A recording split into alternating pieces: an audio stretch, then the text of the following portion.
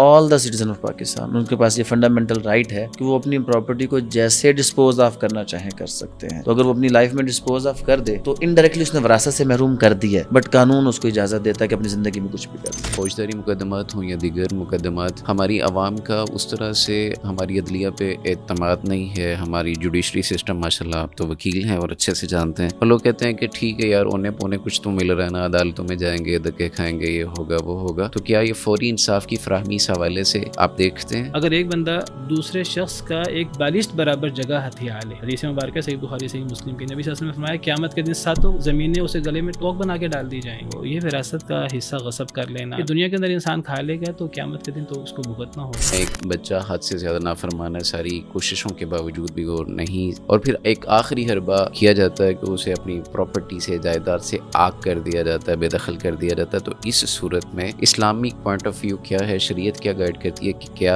وراثت سے محروم کیا جا سکتا ہے یا ہو جاتا ہے بندہ یا نہیں؟ قرآن کریم کی سب سے لمبی آیت ہے، نہ توحید کے بارے میں، نہ وہ جہاد کے بارے میں، نہ وہ نبی صلی اللہ علیہ وسلم کی اتباع کے بارے میں. اس میں کس بات پہ زور ہے؟ اس میں معاملات کو طے کرنے پر اور معاملات کو لکھنے پر زور ہے. کہ فیورٹزم کی وجہ سے یا ایک خاص کسی بچے سے محبت انسیت کی وجہ سے کوئی والد اسٹمپ پیپر کے اوپر وصیت ایک تحریر کر دیتا ہے کہ میرا فلاں گھر یا فلاں چیز یا فلاں اس کو دیا جائے. احادیث کی روشنی میں اس وصیت کا پھر احکامات کیا ہوں؟ 3 مہینے پہلے سپریم کورٹ نے 5 سال کی سزا بھی دے دی، 5 لاکھ کا جرمانہ بھی کیا کہ آپ نے اپنی بہنوں کو وراثت میں حق کیوں نہیں دیا. بسم اللہ والصلاۃ والسلام علی رسول اللہ، اللہم صلی وسلم علی نبینا محمد.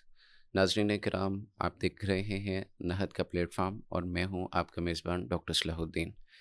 ناظرین کرام، حجۃ الوداع کی مناسبت کے لحاظ سے جو ہماری سیریز جاری ہے اس میں نبی کریم صلی اللہ علیہ وسلم کے جو فرامین ہیں جن کی روشنی میں ہم مختلف علماء کو اپنے اسٹوڈیو میں دعوت دیتے ہیں اور ان کی سیر حاصل گفتگو سے فائدہ حاصل کرتے ہیں، اسی سلسلے میں آج ہم نے اسٹوڈیو میں مدعو کیا ہے جناب ڈاکٹر حافظ انس نذر صاحب ہیں.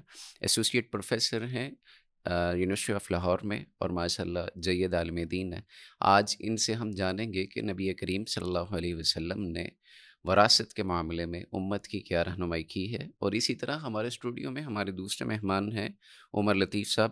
آپ ایڈوکیٹ ہیں ہائی کورٹ کے اور قانونی نقطۂ نظر سے یہ ہماری رہنمائی کریں گے کہ وراثت کے معاملے میں ایک عام بندے کو کیسے قانونی چارہ جوئی کرنی چاہیے. سر بہت شکریہ آپ کی آمد کا. ہمیں یہ جاننا ہے ہمارے ناظرین کے لیے حجۃ الوداع کے موقع پہ جو نبی کریم صلی اللہ علیہ وسلم نے خطبہ ارشاد فرمایا تھا، اس میں آپ صلی اللہ علیہ وسلم نے کچھ باتیں نصیحت اور تلقین کے لیے زور دے کر کہی تھیں. ان میں ایک وراثت کا معاملہ ہے، خواتین کے ساتھ عدل اور انصاف کے معیار کی بات ہے.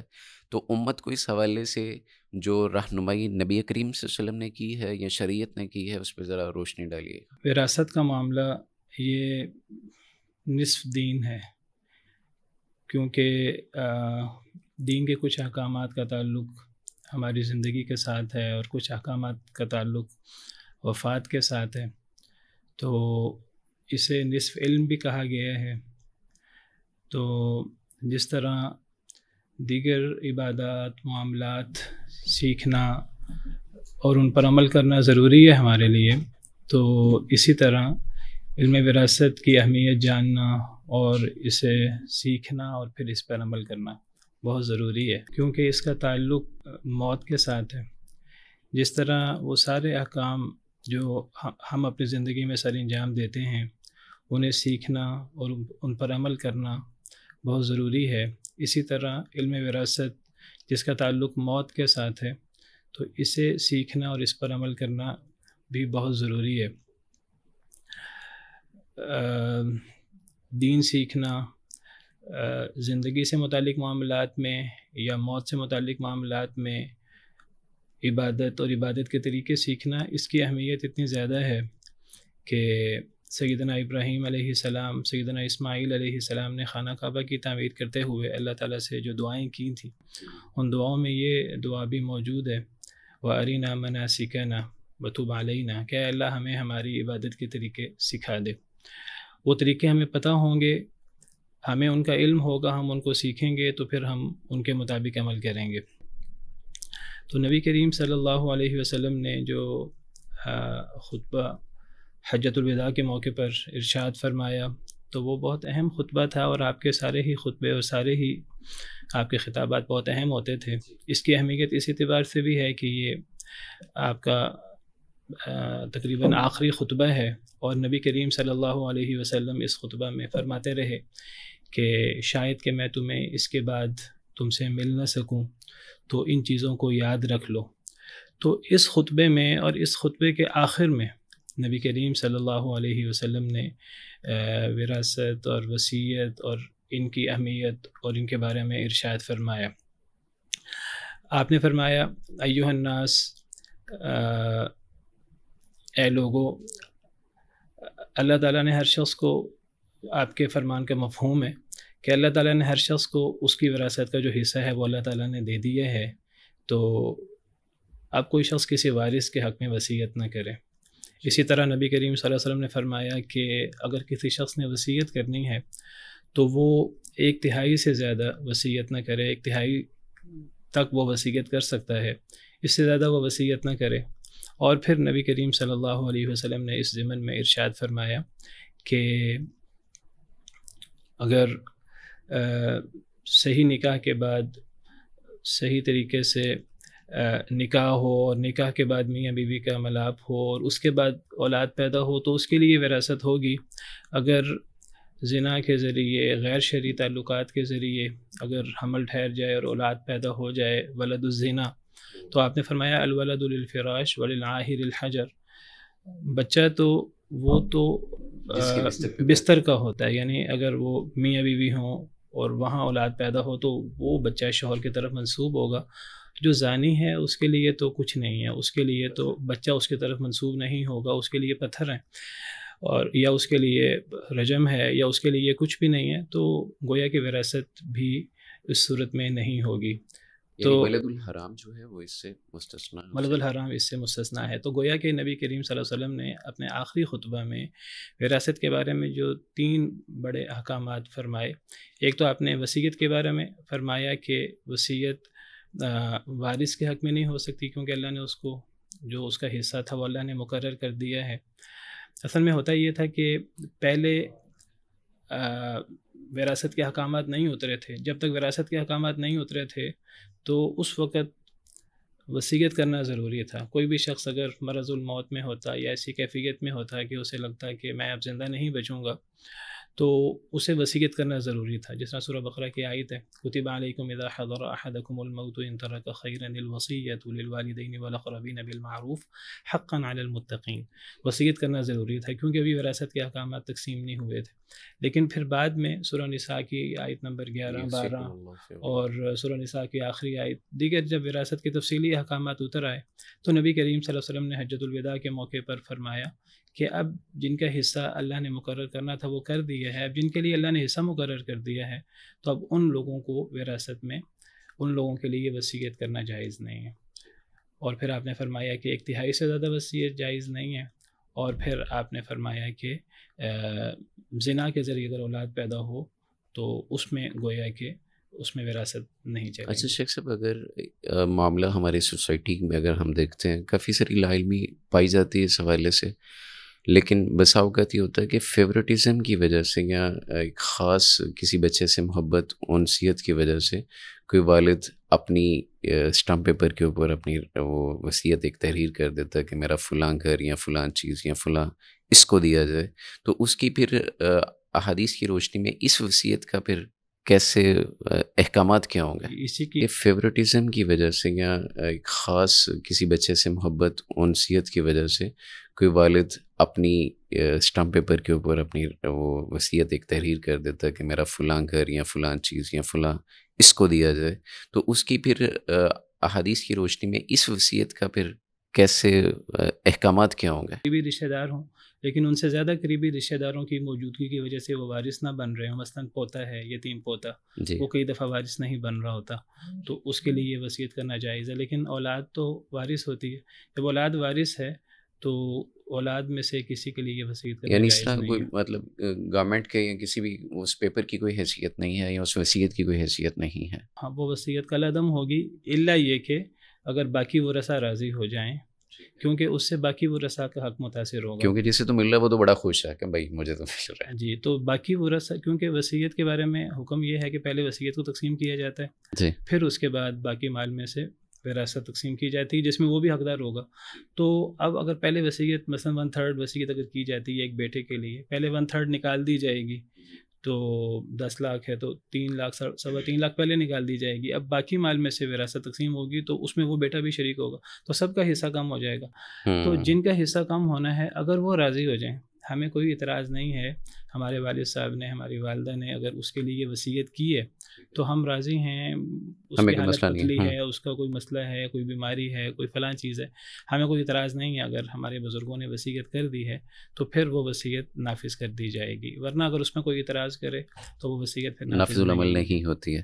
ٹھیک ہے, تو کیا بندہ اپنی زندگی میں وراثت تقسیم کر سکتا ہے؟ ہمارے یہاں پہ دیہاتوں میں اور کئی جگہوں پہ یہ چیز سننے کو دیکھنے کو ملتی ہے کہ اور پھر سے لڑائی جھگڑا بھی ظاہر ہوتے ہیں اور یہاں پہ ایک پھر لامتناہی سلسلہ ایک شروع ہو جاتا ہے. کیا بندہ اپنی زندگی کے اندر وراثت کو تقسیم اس کو اختیار ہے کرنے کا, یا مرنے کے بعد ہی تقسیم ہوگی؟ اصل میں وراثت کی تقسیم انسان خود تو کرتا نہیں ہے, وراثت کی تقسیم کا تعلق ہے موت کے ساتھ. وراثت کی تقسیم ہوتی ہے ترکہ سے, اور ترکہ کہتے ہیں اس مال کو, ہر وہ چیز جس کی کوئی نہ کوئی مالیت ہے, چاہے وہ زیادہ ہے چاہے تھوڑی ہے, چاہے وہ کیش کی صورت میں ہو چاہے وہ جس بھی صورت میں ہو, تو جو کوئی شخص چھوڑ کر فوت ہو جائے, طریقہ ترک سے ہے, تو اگر میت کوئی مال ترک کر کے دنیا سے چلا جائے اس کو طریقہ کہتے ہیں. تو وراثت کا تعلق ترکہ کے ساتھ ہے. قرآن کریم کی جتنی بھی آیات ہیں وراثت کے بارے میں تو اس میں جگہ جگہ ترک کا لفظ آتا ہے. للرجال نصیب مما ترک الوالدان والاقربون وللنساء نصیب مما ترک الوالدان والاقربون یوصیکم اللہ فی اولادکم للذکر مثل حظ الانثیین فإن کن نساء فوق اثنتین فلہن ثلث ما ترک.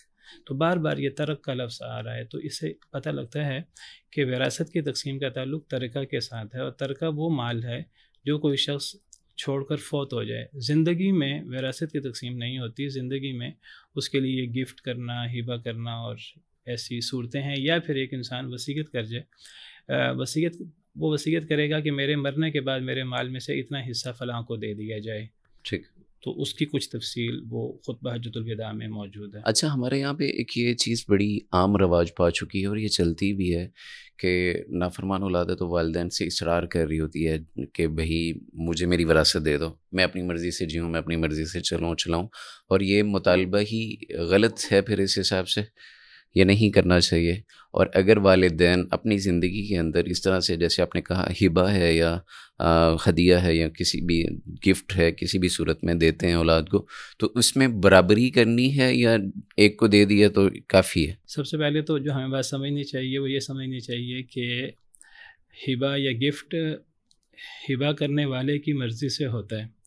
وہ جس کو ہبہ کیا جا رہا ہے اس کا حق یا اس کا استحقاق نہیں ہوتا کہ وہ اس کا تقاضا کرے. اولاد بعض دفعہ سمجھتی ہے کہ ہمارا یہ حق ہے اور ماں باپ کو ہمیں یہ دینا ہے, تو یہ بہت بڑی غلط فہمی ہے. اصل میں ماں باپ کو کی ذمہ داری ہے, اولاد اگر وہ چھوٹی ہے, اگر وہ خود کما نہیں سکتی تو ان کا خرچہ اٹھائیں, جتنی وہ طاقت رکھتے ہیں, جو خود کھاتے ہیں وہ اپنی اولاد کو کھلائیں, ان کی کھانا پینا, ان کی تعلیم وغیرہ, ان کے اخراجات وہ پورے کریں. جب تک وہ اپنے خرچے پورے نہیں کر سکتے, بچے بالغ ہو جائیں لڑکے, تو ماں باپ کی ذمہ داری ختم ہو جاتی ہے. بیٹیاں ان کی شادی ہو جائے, ماں باپ کی ذمہ داری ختم ہو جاتی ہے. اب اس کے بعد یہ سمجھنا کہ اب والدین کی, باپ کی, ماں کی ذمہ داری ہے کہ وہ ہمیں اپنی زندگی میں اپنا مال یا اپنی وراثت تقسیم کر کے جائیں, اور پھر وہ تقاضا کرتے ہیں. تو یہ تقاضا کرنا یہ بالکل ناجائز ہے, اور یہ نہ شرعی طور پر یہ جائز ہے, صحیح ہے, نہ اخلاقی طور پر, قانونی طور پہ اس کا کوئی جواز ہے. بلکہ ایک اعتبار سے دیکھیں تو ماں باپ سے ان کی زندگی میں وراثت کا مطالبہ کرنا یہ در حقیقت یعنی ماں باپ سے جان چھڑانے کے مترادف ہے, اور ماں باپ کو یہ کہنے کے مترادف ہے کہ تم مر کھپ کیوں نہیں جاتے, اور مر کھپ کے اذیت کا سبب ہمیں اپنا مال کیوں نہیں دے دیتے. تو یہ اصل میں اس بات کے مترادف ہے. تو یہ بہت بڑی زیادتی ہے کہ ماں باپ سے تقاضا کرنا, ان پہ زور دینا اور اصرار کرنا بار بار کہ ہمیں وراثت کا حصہ دیا جائے. اللہ نے تو وراثت میں یعنی وراثت کا تعلق ترکہ کے ساتھ ہے، تو اللہ نے تو وہ ماں باپ اپنی طبعی زندگی جی رہے ہیں، ان کی خدمت کرنا اولاد پر ضروری ہے. جب وہ اللہ کے پاس چلے جائیں گے تو اللہ کے حکم سے جو اللہ نے حصہ رکھا ہے وہ اولاد میں منتقل ہو جائے گا. تو ماں باپ کی زندگی میں ان سے اس حصے کا تقاضا کرنا اور اس پہ اصرار کرنا یہ کسی طور پہ صحیح نہیں ہے. لیکن اگر کسی کی ضرورت ہے اولاد کی کہ وہ ماں باپ سے کچھ چاہتا ہے، اس کو کوئی ضرورت ہے، تو وہ ماں باپ سے تقاضا کر سکتا ہے اپنا حق سمجھ کے، نہیں ایک تعاون کے طور پہ. جس طرح کوئی شخص اپنے ماں باپ سے، اپنے رشتہ داروں سے، اپنے بہن بھائیوں سے اگر اس کو کوئی مجبوری ہو مدد چاہتا ہے تو وہ تقاضا کرتا ہے، اپنے دوست احباب سے تقاضا کرتا ہے، تو ماں باپ سے تقاضا وہ بالکل کر سکتا ہے، ریکویسٹ کر سکتا ہے. اور اگر ماں باپ اس کو دینا چاہیں تو وہ ماں باپ پھر دے سکتے ہیں زندگی میں، اس کو گفٹ کہیں گے. اور گفٹ کے کچھ احکامات ہیں، اس کو ہبہ کہیں گے شریعت کی اصطلاح میں، یا گفٹ کہیں گے. اس کی کچھ شرائط ہیں. اس کی سب سے پہلی شرط یہ ہے اگر اولاد میں گفٹ کرنا ہے تو یہ اولاد کے حوالے سے خاص ہے.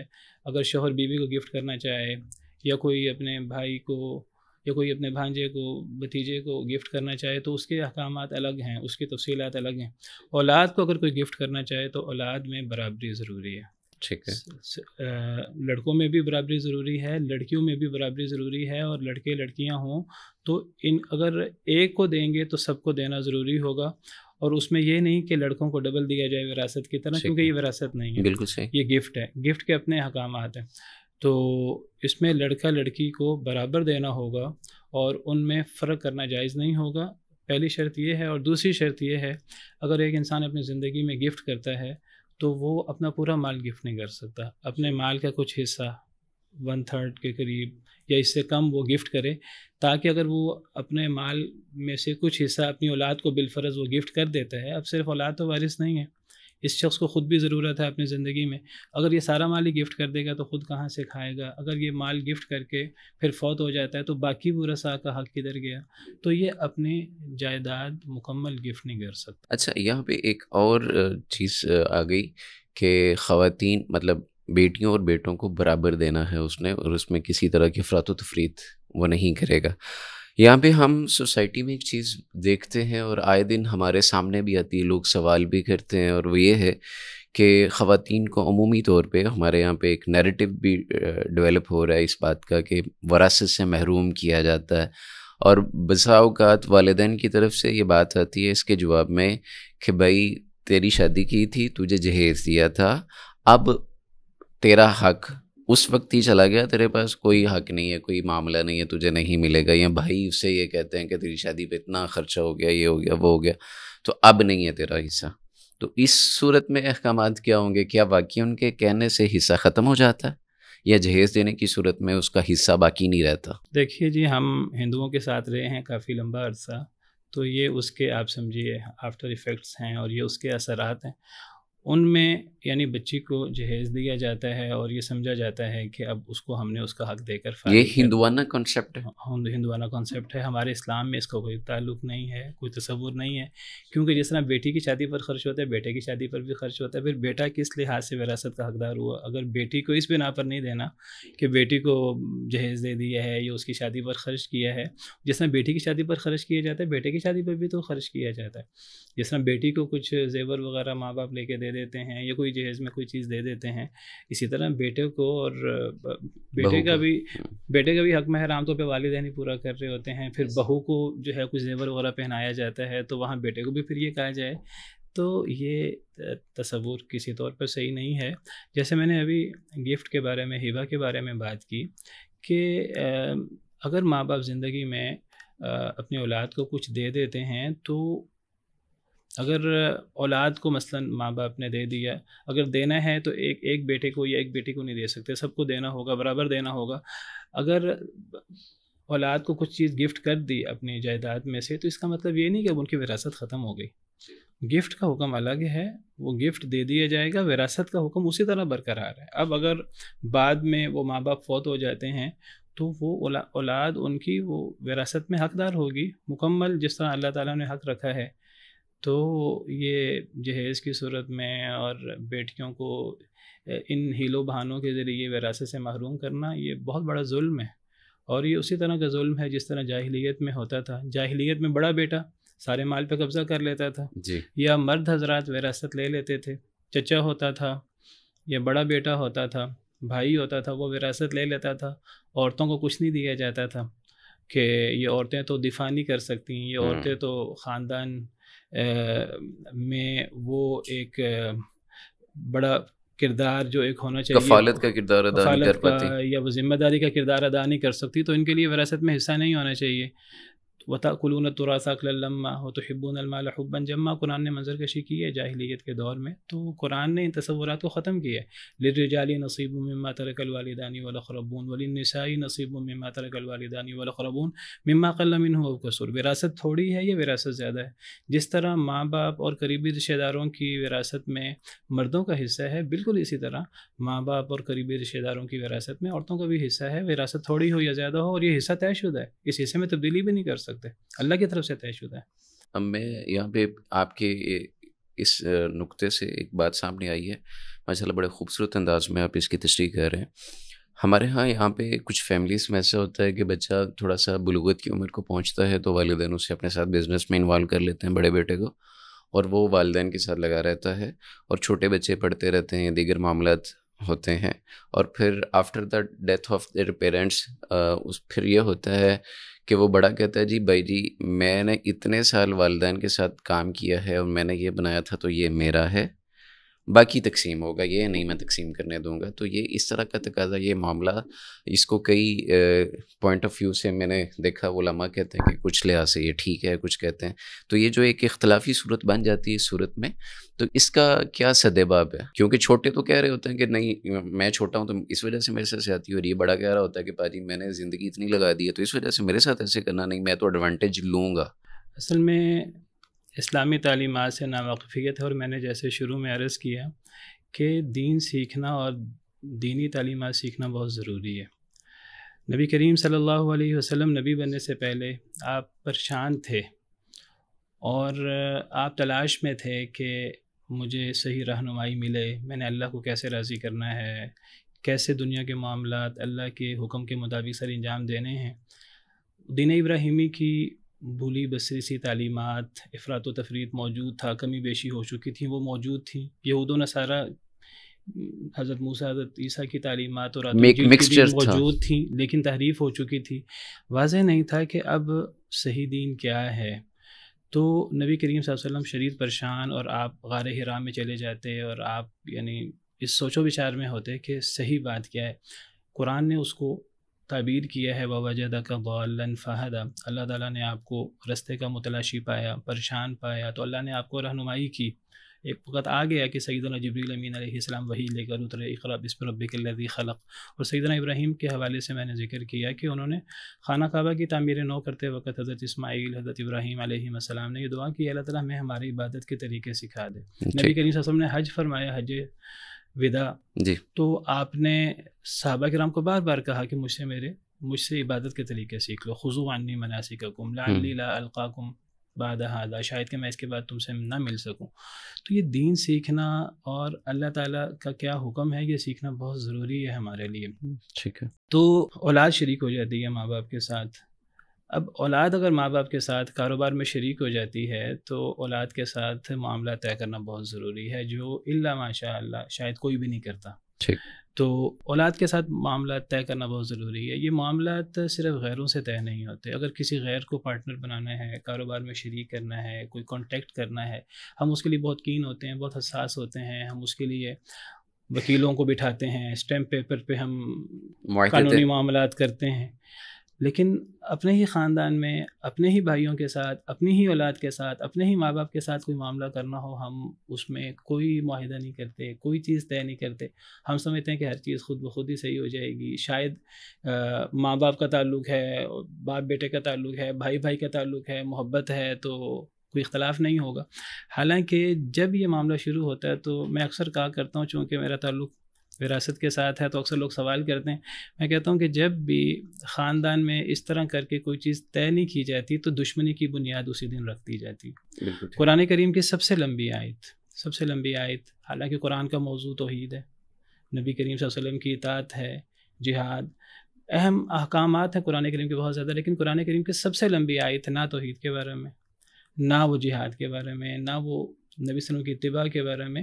اس میں کس بات پہ زور ہے؟ اس میں معاملات کو طے کرنے پر اور معاملات کو لکھنے پر زور ہے. یعنی ہر چیز بالکل کلیئر کٹ ہو، جس کو آیت الدین کہتے ہیں. اور علماء کا کہنا یہ ہے کہ یہ شاید قرآن کی آخری آیت ہے جو نازل ہوئی، یہ بھی بعض علماء کی رائے ہے. تو سب سے لمبی آیت جو ایک پیج کے برابر ہے، اس آیت میں اللہ تعالیٰ نے لکھت پڑھت کا حکم دیا، معاملات کو کلیئر کرنے کا حکم دیا. اور اللہ فرماتے ہیں اس میں ذالکم اقسط عند اللہ واقوام للشہادۃ وادنی الا ترتابوا. یہ اللہ کے نزدیک زیادہ انصاف والی بات ہے، یہ گواہی کو زیادہ قائم کرنے والی بات ہے کہ لکھ لیا جائے، یہ زیادہ قریب ہے کہ تم شک میں نہ پڑو. تو معاملات کو طے کرنا بہت ضروری ہے، اور خاص طور پہ بالخصوص اگر وہ بھائیوں میں ہو، بالخصوص اگر وہ باپ اور بیٹے میں ہو. اور اگر اس کو طے نہیں کیا جائے گا تو آپ دشمنی کی بنیاد پیدا کر رہے ہیں. آپ کہیں جی بہت محبت ہے، میرے بچے جو ہیں وہ جان قربان کر دیں گے، ہم جان قربان کر دیں گے، ان کے لیے یہ اختلاف ہوگا تو ہم چھوڑ دیں گے، یہ چھوڑ دیں گے. کچھ نہیں ہوگا. یہ شیطانی ایک چال ہے، ایک ڈگوسلا ہے. اگر طے نہیں کرتے کچھ معاملہ، یہ لازماً جھگڑا ہوگا، یہ لازماً اختلاف ہوگا، لازماً دشمنی کی بنیاد پڑے گی. آج نہیں پڑے گی تو 5 سال بعد، 10 سال بعد، 20 سال بعد.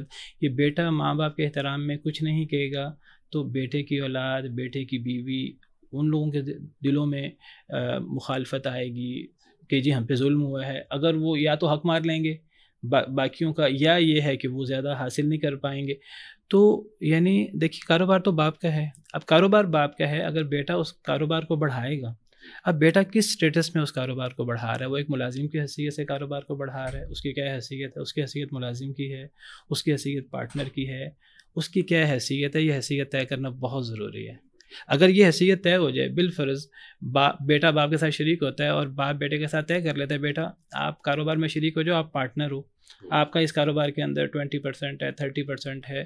جو بھی باپ بیٹے کو سکھاتا ہے اور اندر اس حصہ دیتا ہے کاروبار کے اندر، اگر باپ بیٹے کے لیے طے کر دے اور میوچول انڈرسٹینڈنگ سے ایک چیز طے ہو جائے 20%، 30%، 50% بالفرض. اب اگر باپ فوت ہوگا، وہ باپ کی زندگی میں بھی بیٹا لیتا رہا ہر سال پروفٹ میں سے اپنا شیئر، جس طرح باقی شیئر ہولڈر لیتے رہے ہیں، اسی طرح یہ بیٹا وہ باپ کی زندگی میں لیتا رہا. اگر باپ فوت ہو گیا تو اگر وہ کاروبار بالفرض 1 کروڑ کا تھا تو باپ کی وفات پر، تو اگر 50% بیٹے کا ہے تو 50 لاکھ بیٹے کا ہے، 50 لاکھ کا کاروبار جو ہے وہ باپ کا ہے. تو 50 لاکھ تو وہ بیٹے کا ویسے ہی بیٹے کا ہوگا، باقی 50 لاکھ وہ باپ کا ہوگا. اور اس 50 لاکھ کے کاروبار میں وہ بیٹا جو باپ کے ساتھ کاروبار میں شریک ہے وہ بھی وارث ہوگا جو باپ کا حصہ ہے اس میں. اور باقی بیٹا بیٹی جو چھوٹا ہونے کی وجہ سے کاروبار میں شریک نہیں ہو سکے، یا وہ اپنی جاب کی وجہ سے، یا بیٹیاں اپنے اپنے گھروں میں شادی ہونے کی وجہ سے وہ کاروبار میں شریک نہیں ہو سکتی، تو جس طرح وہ وارث ہیں باقی باپ کے حصے کی، اسی طرح وہ بیٹا جو باپ کے ساتھ شریک ہے وہ بھی وارث ہے. ایک تو اس کا اپنا حصہ ہے جو اس کا شیئر ہے وہ الگ ہے، اور جو باپ کا حصہ تھا اس حصے میں کاروبار میں شریک بیٹا بھی اسی طرح شریک ہے جس طرح باقی بیٹے بیٹیاں شریک ہیں اپنے اپنے حصوں کے. بالکل. سوسائٹی میں ایک غلط فہمی پائی جاتی ہے یا پھیلائی جاتی ہے، اور وہ یہ ہے کہ کچھ پروپیگنڈے مشینریاں ایسی ہیں جو یہ باور کرواتی ہیں خواتین کو ان کے آزادی کے نام پہ کہ بھئی تمہارا حصہ ہی آدھا ہے اور اس طرح سے ہے. تو شریعت اس کو کس طرح ڈیفائن کرتی ہے کہ کیا عورت کا حصہ واقعہ میں آدھا ہے یا کیا معاملہ ہے؟ بہت بڑی غلط فہمی ہے جو پھیلائی جاتی ہے. اور پہلی بات تو یہ ہے کہ وراثت میں یعنی ہر جگہ عورت کا حصہ آدھا نہیں ہے. وراثت کی بعض صورتوں میں عورتوں کا حصہ آدھا ہے، بعض صورتوں میں، اور بعض صورتوں میں نہیں ہے. ٹھیک ہے. کچھ صورتیں ہیں وراثت کی، اس میں عورتوں کا حصہ مردوں سے آدھا ہے. اصل میں وراثت میں ہمیں سمجھنا چاہیے کہ وراثت میں اصل اہمیت ہے میت کے ساتھ رشتہ داری کی. کون میت سے کتنا قریب ہے. ممکن ہے کہ ایک رشتہ دار قریب ہو، ایک رشتہ دار دور کا ہو. دور کا رشتہ دار دور کا ہونے کی وجہ سے محروم ہو جاتا ہے، قریب کا وارث ہوتا ہے. بیٹا ہے تو وارث ہے، پوتا ہے تو وہ وارث نہیں ہوگا بیٹے کی موجودگی میں. باپ ہے تو وارث ہوگا، دادا ہے تو وہ باپ کی موجودگی میں وارث نہیں ہوگا. بھائی ہے اور بھتیجا ہے تو بھائی کی موجودگی میں بھتیجا جو ہے وہ وارث نہیں ہوگا. اسی طرح اگر قریبی ورثاء میں بیٹی آ جائے، عورت آ جائے، تو وہ زیادہ حصہ لے گی بنسبت دور کے رشتہ دار کے، خواہ وہ مرد کیوں نہ ہو. تو سب سے پہلے تو وراثت کے اندر اصل اہمیت ہے کہ کہ کون میت سے کتنی قربت رکھتا ہے. اگر میت سے قربت میں لڑکا لڑکی برابر ہیں، اب سوال پیدا ہوتا ہے کہ اب ان کا حصہ مرد کا ڈبل ہے، عورت کا سنگل ہے، جس طرح جی بہن بھائیوں میں اعتراض کیا جاتا ہے. جی تو یہ صورت ہر جگہ نہیں ہے. یہ بعض صورتیں ہیں ایسی جن میں مرد کا حصہ ڈبل ہے، عورت کا حصہ سنگل ہے. جیسے اگر میت ہے، میت کی اولاد ہو، بیٹے بیٹیاں ہوں، تو قرآن کہتا ہے کہ یوصیکم اللہ فی اولادکم للذکر مثل حظ الانثیین. تو بیٹا بیٹی، میت کے بیٹا بیٹی میں بیٹا ڈبل لے گا، بیٹی سنگل لے گی اگر بیٹا بیٹی آ جائیں. اسی طرح بہن بھائیوں میں بھی ایسا ہی ہے. اگر شوہر فوت ہو تو بیوی کا اگر اولاد نہ ہو 1/4 ہے، اگر بیوی فوت ہو اولاد نہ ہو تو شوہر کا ہاف ہے. تو یہ بعض صورتیں ہیں جن میں مرد کا ایک ہی رشتہ ہے تو مرد کا ڈبل ہے اور عورت کا سنگل ہے. لیکن بعض ایسی صورتیں ہیں جن میں برابر ہے. مثال کے طور پر اگر کوئی مرد یا عورت فوت ہوتے ہیں اور ان کی اولاد ہے، مرد فوت ہوا یا عورت فوت ہوئی، ان کی اولاد ہے اور اس مرد یا عورت کے ماں باپ ہیں، تو قرآن کا نص ہے کہ ماں باپ کا حصہ برابر ہے. حالانکہ ماں باپ میں باپ مرد ہے، ماں عورت ہے، اور دونوں کا میت سے رشتہ برابر ہے. اگر میت کی اولاد موجود ہے تو قرآن میں اللہ تعالیٰ بطور نص فرماتے ہیں وَلِأَبَوَيْهِ لِكُلِّ وَاحِدٍ مِّنْهُمَا السُّدُسُ مِمَّا تَرَكَ إِن كَانَ لَهُ وَلَدٌ. اگر میت کی اولاد ہے تو ولی ابویہ دونوں ماں باپ کے لیے الگ الگ چھٹا حصہ ہے. اگر اولاد ہے تو اب اللہ تعالیٰ خود فرما رہے ہیں دونوں کا حصہ برابر ہے. اسی طرح قرآن میں نصاً موجود ہے وَإِن كَانَ رَجُلٌ يُورَثُ كَلَالَةً أَوْ امْرَأَةٌ وَلَهُ أَخٌ أَوْ أُخْتٌ فَلِكُلِّ وَاحِدٍ مِّنْهُمَا السُّدُسُ.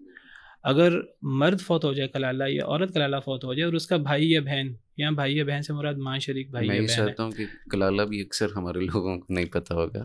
جی کلالہ ایک مخصوص اصطلاح ہے. کلالہ سے مراد ہے کہ میت کی اولاد یا میت کے باپ دادا نہ ہوں. میت کی اولاد نہ ہو، بیٹا بیٹی پوتا پوتی، یا میت کے باپ دادا نہ ہوں، اس کو کلالہ کہتے ہیں. اگر میت کلالہ ہے اور میت کے قرآن کا نص ہے یہ، یعنی واضح الفاظ ہیں، میت کا اگر کلالہ ہے، مرد یا عورت میت ہے، اور اس کے بھائی یا بہن، یہاں بھائی یا بہن سے مراد ماں شریک بھائی یا بہن ہے، تو اب ماں شریک بھائی ہے یا ماں شریک بہن ہے، دونوں کا حصہ چھٹا ہے، دونوں کا حصہ برابر ہے. اور اگر ماں یہ بہن بھائی زیادہ ہو جائیں فَإِن كَانُوا أَكْثَرَ مِن ذَلِكَ فَهُمْ شُرَكَاءُ فِي الثُّلُثِ، تو قرآن بڑی صراحت سے کہتا ہے وہ 1/3 میں برابر کے شریک ہیں. تو یعنی اس طرح کچھ صورتیں ایسی ہیں کہ جن میں مرد کا حصہ عورت سے ڈبل ہے، تو کچھ صورتیں ایسی ہیں جن میں مرد کا حصہ عورت کے برابر ہے. اور آپ حیران ہوں گے ڈاکٹر صاحب کہ بعض ایسی صورتیں بھی ہیں کہ اس کو کوئی بھی ہائی لائٹ نہیں کرتا، کوئی بھی نومینیٹ نہیں کرتا، کہ اس میں مرد یا عورت فوت ہوتے ہیں اور ان کے ورثاء میں برابر کے وارث ہیں، مرد عورت، عورت کا حصہ ہے مرد کا حصہ ہی نہیں ہے، یا عورت کا حصہ زیادہ ہے مرد کا حصہ کم ہے. یہ مثالیں کوئی بھی ہائی لائٹ نہیں کرتا. یہ تو کسی کو بھی پتہ نہیں ہوگا. وہ اس لیے کہ وہ تو پھر جو ہے نا یعنی ہوگا کہ مرد پہ ظلم ہوا ہے، یہ تو ایک انہوں نے پروپیگنڈا کرنا ہے نا کہ عورت پہ ظلم ہوا ہے، تو پروپیگنڈا کرنے کے لیے وہ پہلے تو مس گائیڈ کرتے ہیں، سالڈ ریزن نہیں چاہیے، بس پوری معلومات نہیں بتاتے. تو عورت کا ہر جگہ حصہ آدھا نہیں ہے. ٹھیک ہے. کئی صورتیں ایسی ہیں جن میں عورت کا حصہ آدھا ہے، کئی صورتیں ایسی ہیں عورت کا حصہ مرد کے برابر ہے، اور کئی صورتیں ایسی ہیں کہ عورت کا حصہ مرد سے زیادہ ہے. اب میں آپ کو مثال دیتا ہوں. اگر ایک آدمی مرد یا عورت فوت ہوتا ہے اور اس کے نانا یا نانی موجود ہیں، نانا اور نانی دونوں موجود ہیں، تو تمام علماء کا اتفاق ہے، کسی کا بھی کوئی اس میں اختلاف نہیں ہے کہ نانی وارث ہے، نانا وارث ہی نہیں ہے. آپ حیران ہوں گے عورت کو مل رہا ہے، مرد محروم ہے، مرد کو نہیں مل رہا. یہ کوئی بھی ہائی لائٹ نہیں کرے گا.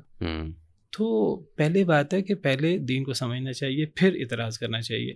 اچھا، اب بعض وہ صورتیں جن میں عورت کا حصہ آدھا ہے، مرد کا حصہ زیادہ ہے، اس کی اپنی توجیہ ہے. جس طرح جہاں مرد اور عورت کا حصہ برابر ہے اس کی اپنی حکمتیں ہیں، جہاں عورت کا حصہ ہے مرد کا حصہ نہیں ہے اس کی اپنی حکمتیں ہیں. اسی طرح بعض وہ صورتیں جن میں عورت کا حصہ مرد کے حصے سے آدھا ہے اس کی اپنی حکمتیں. یعنی اللہ نے عورت پر ذمہ داری ڈالی نہیں کفالت کی ساری ذمہ داری وہ مرد کی ہے. اگر عورت بیوی ہے تو اس کی ذمہ داری شوہر پر ہے، اگر عورت بیٹی ہے اس کی ذمہ داری باپ پر ہے، اگر عورت بہن ہے اس کی ذمہ داری بھائی پر ہے، اور اگر عورت بڑی ہے، ماں ہے، اور باپ موجود نہیں ہے، شوہر موجود نہیں ہے، اور اس عورت کے بچے بیٹے موجود ہیں، تو ذمہ داری بیٹے کی ہے. تو عورت تو ہر جگہ لینے والی ہے، وہ دینے والی نہیں ہے. تو جب عورت ہر جگہ لے رہی ہے تو اللہ تعالیٰ نے بعض جگہوں پر عورتوں کو آدھا حصہ دیا مردوں کو ڈبل حصہ دیا، حالانکہ ساری ذمہ داری مرد کی ہے. تو جہاں عورتوں کو آدھا حصہ دیا وہ بھی یعنی عورت پر جتنی ذمہ داری ہے اس کے مقابلے میں وہ آدھا حصہ بھی بہت زیادہ ہے. بلکہ میں آپ سے عرض کروں کہ جاہلیت میں جیسے میں نے ذکر کیا ہے کہ عورتوں کو حصہ نہیں دیتے تھے، بچوں کو حصہ نہیں دیتے تھے. جی. جب اللہ تعالیٰ نے قرآن کریم میں عورتوں کے حصے بیان کیے کہ جی بیٹی ہے تو آدھا مال لے لے گی اگر اکیلی بیٹی ہے، وَإِنْ كَانَتْ وَاحِدَةً فَلَهَا النِّصْفُ، جی. اور ماں ہے تو چھٹا حصہ لے گی. جب اللہ تعالیٰ نے یہ بڑے بڑے حصے دینا شروع کیے تو صحابہ کرام ایک دفعہ حیران و پریشان ہو گئے. حالانکہ صحابہ کرام نبی کریم صلی اللہ علیہ وسلم کے تربیت یافتہ تھے. جی.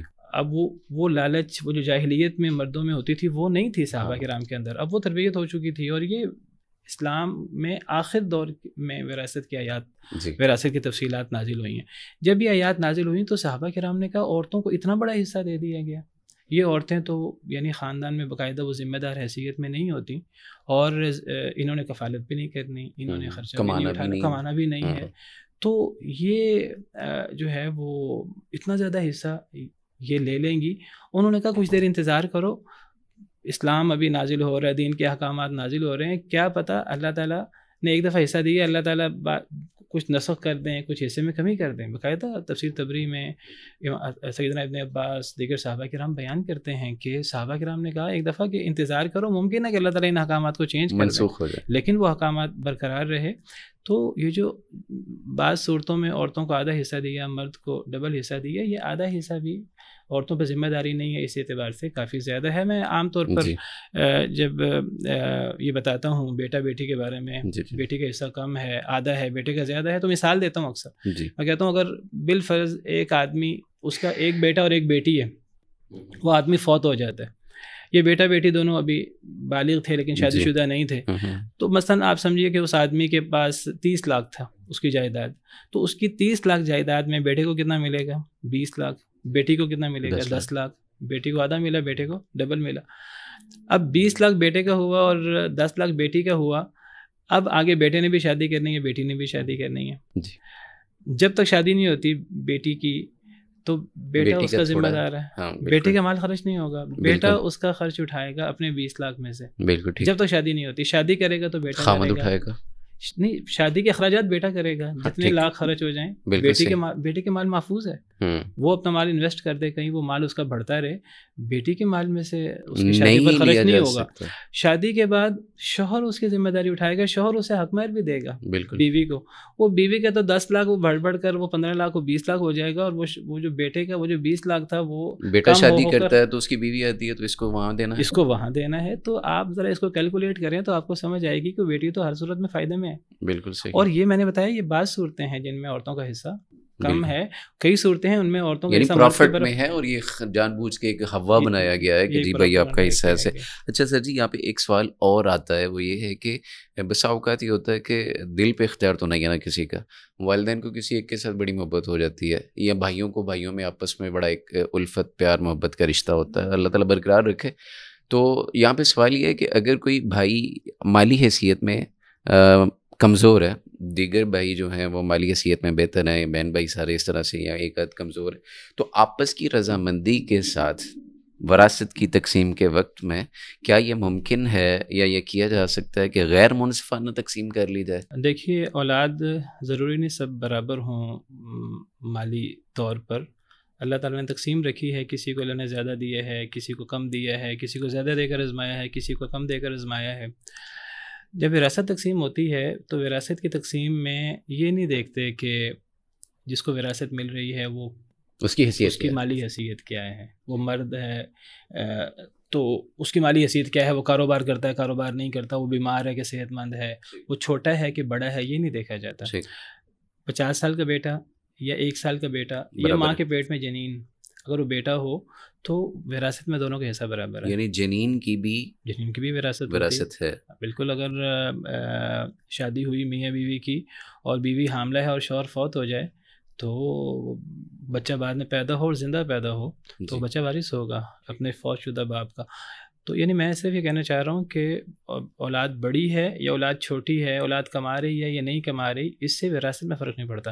وراثت کا تعلق اس سے نہیں ہے کہ وراثت لینے والا وہ کما رہا ہے کہ نہیں کما رہا، اس کے وہ مالدار ہے کہ مالدار نہیں ہے. وراثت میں جیسے میں نے اشارہ کیا پہلے بھی، اصل چیز ہے کہ میت کے ساتھ تعلق کیا ہے.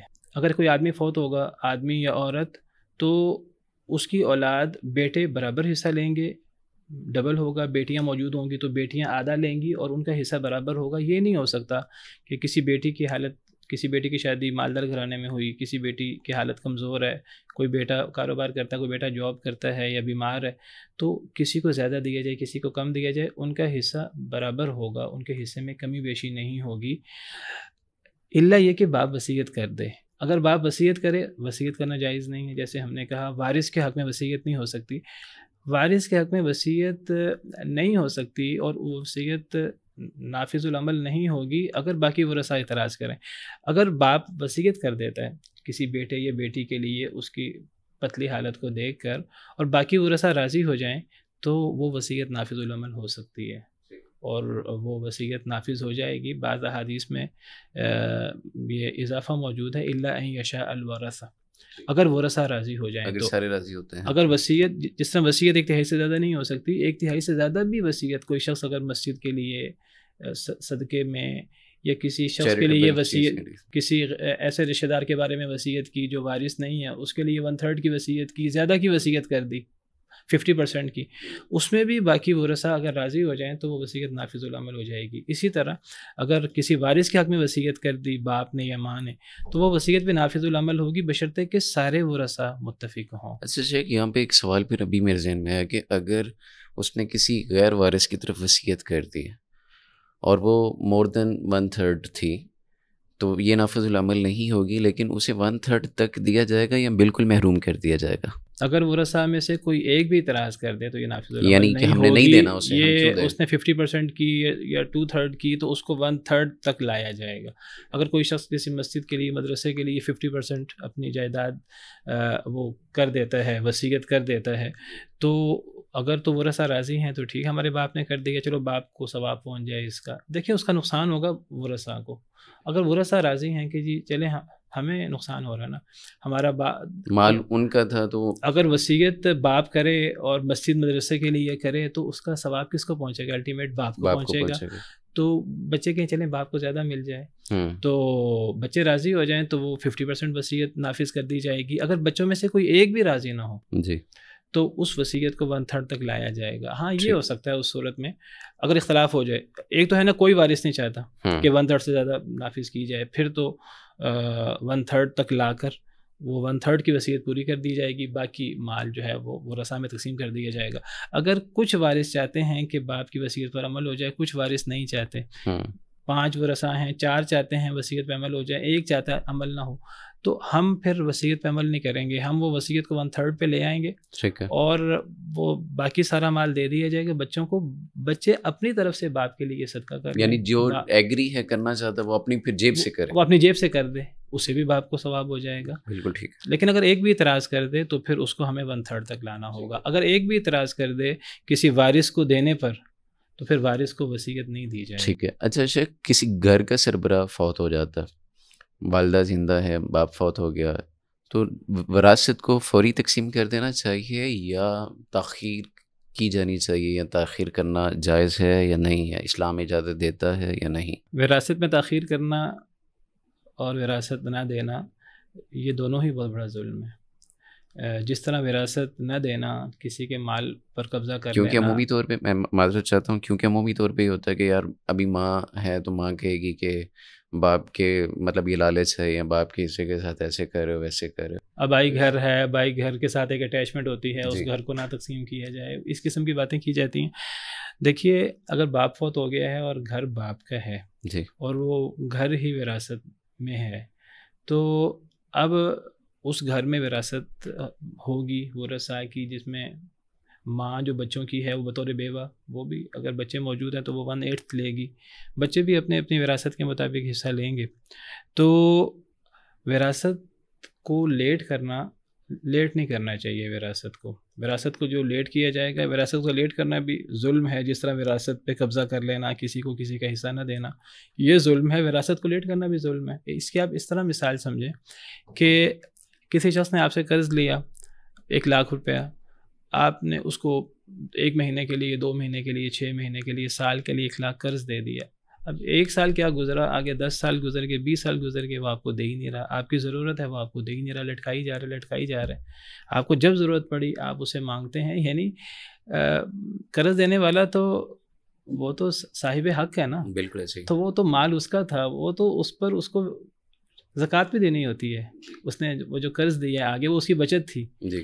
بجائے اس کے کہ وہ اپنی بچت سے وہ واپس لے کر فائدہ اٹھا سکے، اگر وہ اگلا شخص اس کو لٹکائی جا رہا ہے اور نہیں دے رہا تو یہ کتنا بڑا ظلم ہے. بالکل صحیح. بالکل اسی طرح وراثت، ایک بندہ کہ میں وراثت کا حق نہیں ماروں گا، میں حق دوں گا سب کو، لیکن لیٹ کیے جا رہا ہے.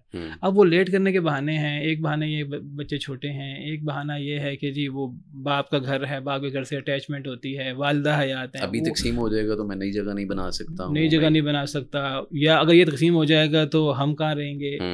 والدہ جو ہے نا وہ کہتی ہیں کہ جی یہ ایک باپ کی نشانی ہے، تو یہ میرے شوہر نے بنایا تھا، میں تو نہیں بانٹنے دوں گی، میں نہیں بانٹنے دوں گی. یہ ساری جو ہے نا یہ ہیلے بہانے ہیں. سیدھی سی بات ہے، وراثت تقسیم ہونی چاہیے. ہاں یہ ہو سکتا ہے کہ وراثت تقسیم کر دی جائے، یعنی وہ جو گھر باپ کے نام تھا وہ گھر ورثاء کے نام ان کے حصوں کے مطابق لگا دیے جائے، باقی گھر ویسے برقرار رکھا جائے. ٹھیک ہے. یعنی وہ باقاعدہ ڈاکومنٹیشن کر دی جائے. اگر فوری طور پہ کسی کو ضرورت نہیں ہے اس میں سے اپنا حصہ لینے کی تو وہ ڈاکومنٹیشن ہو جائے اور متعین ہو جائے کہ اس کا اتنا ہے، اس کا اتنا، متعین ہو جائے. کیونکہ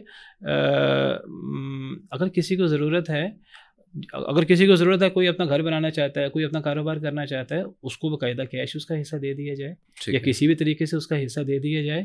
اگر اس کو اس وقت اس کا حصہ نہیں دیا جائے گا، وہ 20 سال بعد 50 سال بعد جب کبھی تقسیم ہوگا تو پھر دے دیں گے. وہ تو پھر یعنی وہ تو وہی ظلم ہے. جس طرح وراثت نہ دینا ظلم ہے، اسی طرح وراثت لیٹ کرنا ظلم ہے. اور وراثت لیٹ کرنے سے بہت مسائل پیدا ہوتے ہیں.